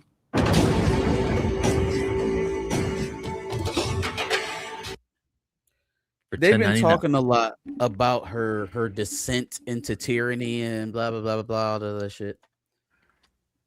That's I wish they would focus less on her emotional and mental well-being and more so on the impact of this family squabble. I felt like that was the shining theme of the story in general, not necessarily Rhaenyra's descent. Like she's a main character in the story, but I guess what would end up happening was, since we got to see her from a young girl raised into maturity, they actually get you rooting for her to a certain degree. Like, no, this is actually supposed to be hers. This is her position. They're trying to take it away from her, as opposed from seeing it from the outside perspective of, okay, this is just a tyrannical leader through a family squabble, and everybody's kind of jockeying from position. So now it feels like we're watching her unravel as a character, as opposed to watching all of the shit that's happening in between these two houses that'll ultimately end up in the degradation of the Targaryen house altogether. So the degradation? Yes, sir. I got you. Yes, sir. Yeah, I was rooting for her. Now I want Sunfire to eat her. So I'm not. I mean, I'm not... of the proposed leaders right now, Aemon, Aegon, Ormond, or Rhaenyra. Aegon. I'm still Aegon. Fuck Aegon. I'd go with the usurper. Why? For what? He's still a terrible person. You think because the cripple told him he was terrible, now he's a good person? He's still terrible. He's a terrible person. He is a terrible person too. But Rhaenyra is, each episode she's becoming more of an ick. More of an ick for me than Aegon. So then I also have to address the fact that it was very easy for Aegon to rule because he didn't have to do shit. He didn't have to deal with there being no money in the coffers. He didn't have to deal with a war at his doorsteps. Like, he didn't have to deal with all the stuff that Rhaenyra stepped into. She stepped into an inadvantageous position. I actually think if she would have played it out and just waited and took in King's Landing militarily, probably none of this shit would have happened. It would have had no reason to run the gold off. It would have she would have captured Aegon and Aemon and been able to kill them. If she'd have went there, waited for the Northmen to pass the twins and make their way to King's Landing, and then showed up there with the dragons and just taken it that way, instead of this whole scheming shit with Alicent, oh, we gonna come in when Aemon's not there and we'll just take the city, not knowing what condition it is, not securing the money. We haven't secured either of the challengers to my rule. We ain't secured nothing. We just walked into somebody's house when they weren't there and claimed it for our own. Which, okay, I guess that works for a little while, but if you don't have any money, your army isn't here to defend you, and the two people who would oppose you with other armies are still alive, then, it's kind of a shitty situation to walk into. Yeah, it is. But, that's why she probably should have taken Daemon up on his offer. Just to burn Ormond out to begin with? Yeah. That and the whole, we have dragons, let's conquer the world. Why stop at the 7 kingdoms? They ain't got no money. You know what I'm saying? It's hard to conquer shit when you ain't got no money to pay people. Shit, you go get it. You got From 6 where? dragons. They don't know where it's at. Fly. You got 6 dragons. Fly these places. Taking everybody's money. Yep. But yeah, no, it's 1 episode left. I feel like I'm gonna get 0 resolve out of this season. I'll just be like, okay, well, 1 season's left off. Then you gotta wait 2 years to watch the series finale. Isn't that something? Everybody died, bro. I like what Harry Potter's doing. Yeah, they filmed it. I like what Harry Potter's doing because they filmed the first season of it, and they're just getting into filming the second season of it, and we haven't seen it yet, right? Like, we'll be good. We won't have this long wait between season 1 and season 2. They know they're gonna go to extra seasons. Good. Like, just that's what they should have done here with House of Dragon. They should have filmed season 1 and 2 and had them ready so that the wait wouldn't be so long in between these seasons. I mean, Yeah, I feel for them in the regard that it takes them a long time and it's very expensive to shoot these seasons. I just for the life of me don't understand why it takes 2 years. That I don't understand. Maybe the characters got to age. Is that part of it? No, they've cast. Go ahead. Well, no, never mind. Go ahead. I was just going to say, like, they only have one season and there's still so much story to go. So I don't even. There may be a time jump there. I expect there to be a time jump in between season 3 and season 4, but it doesn't take away from the fact that they're cutting so much out of the story just to fit it into 4 seasons. You know, they've taken so much time. Like, we didn't need to be in Harrenhal with Damon as long as we were. We didn't need to sit on this Tumbleton situation as long as we were. We could have had Butcher Ball happen in like the first 2 episodes. These things did not need to be so drawn out when all we're doing is sitting around talking anyways, talking about eventually ending up in a conflict. This is what we've been doing for the last season and a half, is talking about a coming conflict, talking about a war, talking about battles to come. Just talk. Targaryens. It's true. Yeah, got it. It's we'll see. Like I said, At least they give us stuff. At least the franchise is like making things, unlike Avatar, where shit. With each time that this franchise, even though I love this, I still love this franchise, this IP. Each time they make something new, it just continues to show that they will, as of now, they will never make anything that touches Game of Thrones. Because this is not. 5 seasons, yeah. Yeah, this right here is not. It's still not there. Till they answer what's west of Westeros. When they do that series, I'm gonna be so invested in this guy. Like, this is the franchise, and those characters who are still alive after Game of Thrones. A lot of them died, right? Hound died, Mountain died, lots of people died, but the ones who stayed around, I could get invested in. Hound didn't die. Hound definitely died. They died together. They were fighting each other. Him and the Mountain died. Yeah, that's right. Inside the castle. Cersei and Kingslayer died. She got the most merciful death. I was like, man, what? She get to die in Jaime's arms? What kind of shit is this? Man, I wanted her to die such a gruesome death. Terribly. I wanted her to die, and then someone could say, shame. Hey, but she that was one of the coldest lines that Cersei had when she told that nun. She said, I'm ready to die. She said, right here, now, today. No. She said, not today. Yeah. She said, Sir Gregor is your god now. Yeah,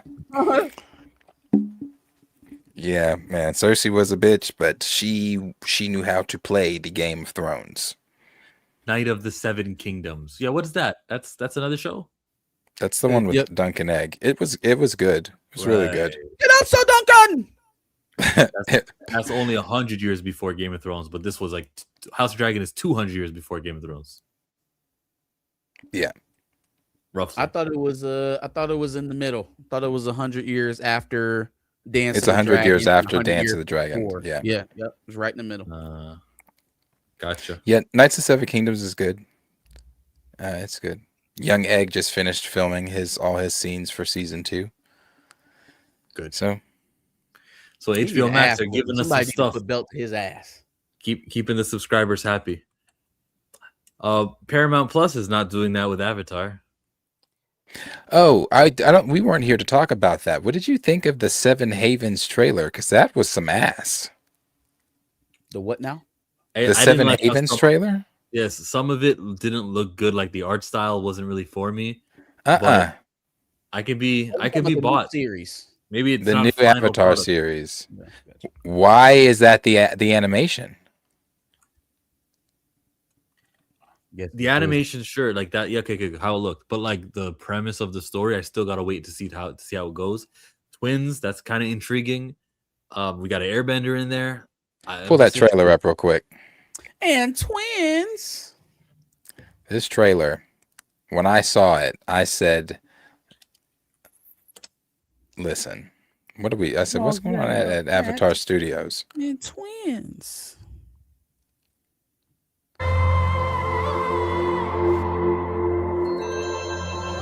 Caramels in October.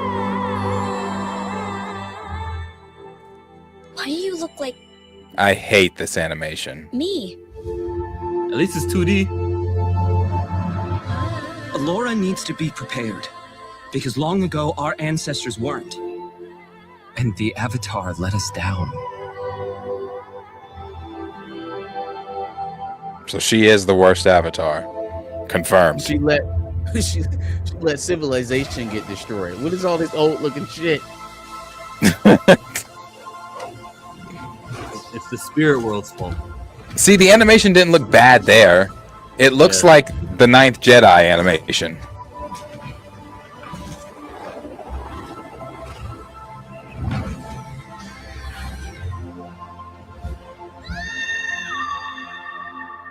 Humanity is not ready for the Avatar's return. And yet, it's the She got a one thing this world loath needs wolf. the most. It's a monkey cat. Monkey cat. You know how they are. 2 months from now. 2 months from now, and I've seen no type of buzz or anything from that trailer. Oh, I didn't see this part. I think that's Bravo or HOTD.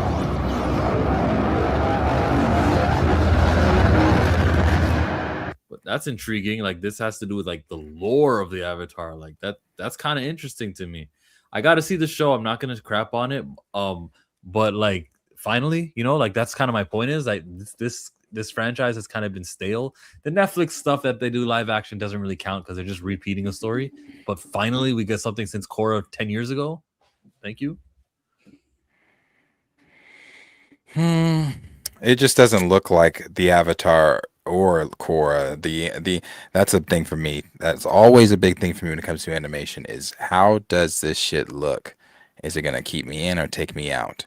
And I'm not out. I'm gonna watch it because it's the Avatar. Well, I can't tell I'm gonna watch all whatever episodes. I'm gonna give it a good college try. The first episodes, but this trailer, and I know weirdly our audience doesn't like when I judge projects off the thing that the studios give us to judge projects off of, which is the trailer. But this trailer, I didn't like it. Did not like it. Are you invested in the world? Yes. Hope it goes Why well. there are only 7 havens? There you go. We got something to be interested in. Yeah, I'm also interested in what Korra did to confirm my theory that she is the worst Avatar. We know what she did. She opened up the spirit world to the human world, and that's Oh no, probably I don't. I never finished Korra. Did that happen in her show? I will say nothing. You never finished Legend of Korra? No. No. No, I about turned it off when she came out talking about I'm the Avatar. First 5 minutes. Yeah.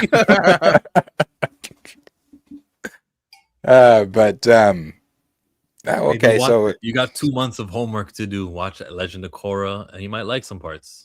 I think there's probably a YouTube Korra in 5 minutes I could watch. Yeah, Screen Crush will come take care of you. Yeah, get all the Korra I need without having to actually sit through Korra. But anyway, like I said, that confirms she's the worst. Confirms, the dislike of some of us that don't like her. So whatever she did in her show. Look, this is more of the same. This is like Aang. She didn't show me that she can bend more than just Earth, right? She's pretty young, just like Aang. The world is in trouble, just like Aang, where Korra, like the world was perfect. Right? Aang really set her up to succeed. So this is okay. This is like back to the roots. This could be good, but it looks bad. Yes, you're right, guys. The art style was parts of it. Why not just do the same art style that you just did the movie with? Maybe that costed more money. Oh, so they broke over there at Avatar Studios. They broke. Oh, they definitely broke at Paramount. Oh, they broke. Cash flow. Oh, they gotta justify the budget for season 2. But until then, we can all tune into Ianu. That animation's not this. It's about on par with this one. Did we didn't even do a season review over here talking to Ianu like you rep that Ianu life. You don't rep that Ianu life. You ain't part of that Ianu gang. You don't even review the series. Give me 7 days. Well, we can do it next time. We'll do it right before Darius jumps on the stream. The disrespect. I'm gonna make sure to be on time just for that one. Where is Invincible Fight Girl? That's what I need another season of. TikTok. Is she black? Didn't they cancel that? Isn't that Moon Girl or something like that? They canceled. That's Moon Girl and Devil Dinosaur. Oh, but yeah, that also got canceled. They were black too, huh? Common denominator. Yep. Hey man, nobody black escapes the wrath of Disney. Not even Do-Rag Man. that show is still on there. For how long? Hey, AJ is still there. Last episode, he gonna take his last episode before he get canceled. He gonna take the thing off. Gonna be swimming.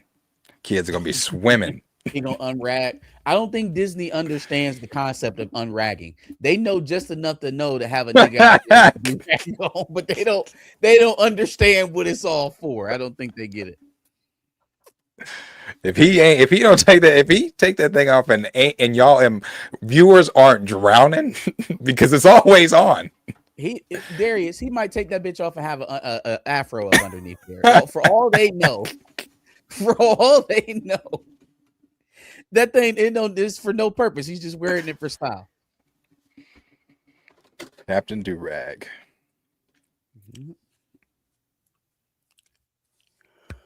We appreciate that you spent your time here. We appreciate the super chats, which we read, because why would we not read a super chat? You spending money to tell us.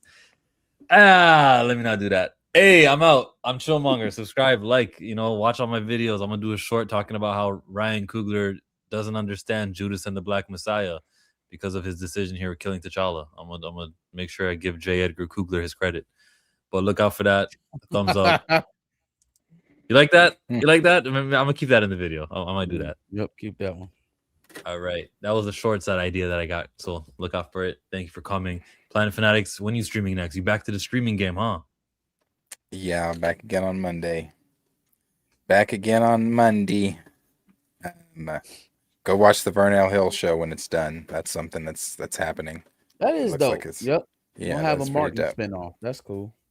And Martin's showing up in it, so go watch. Looks like it'll be pretty dope. But I'll be back on Monday.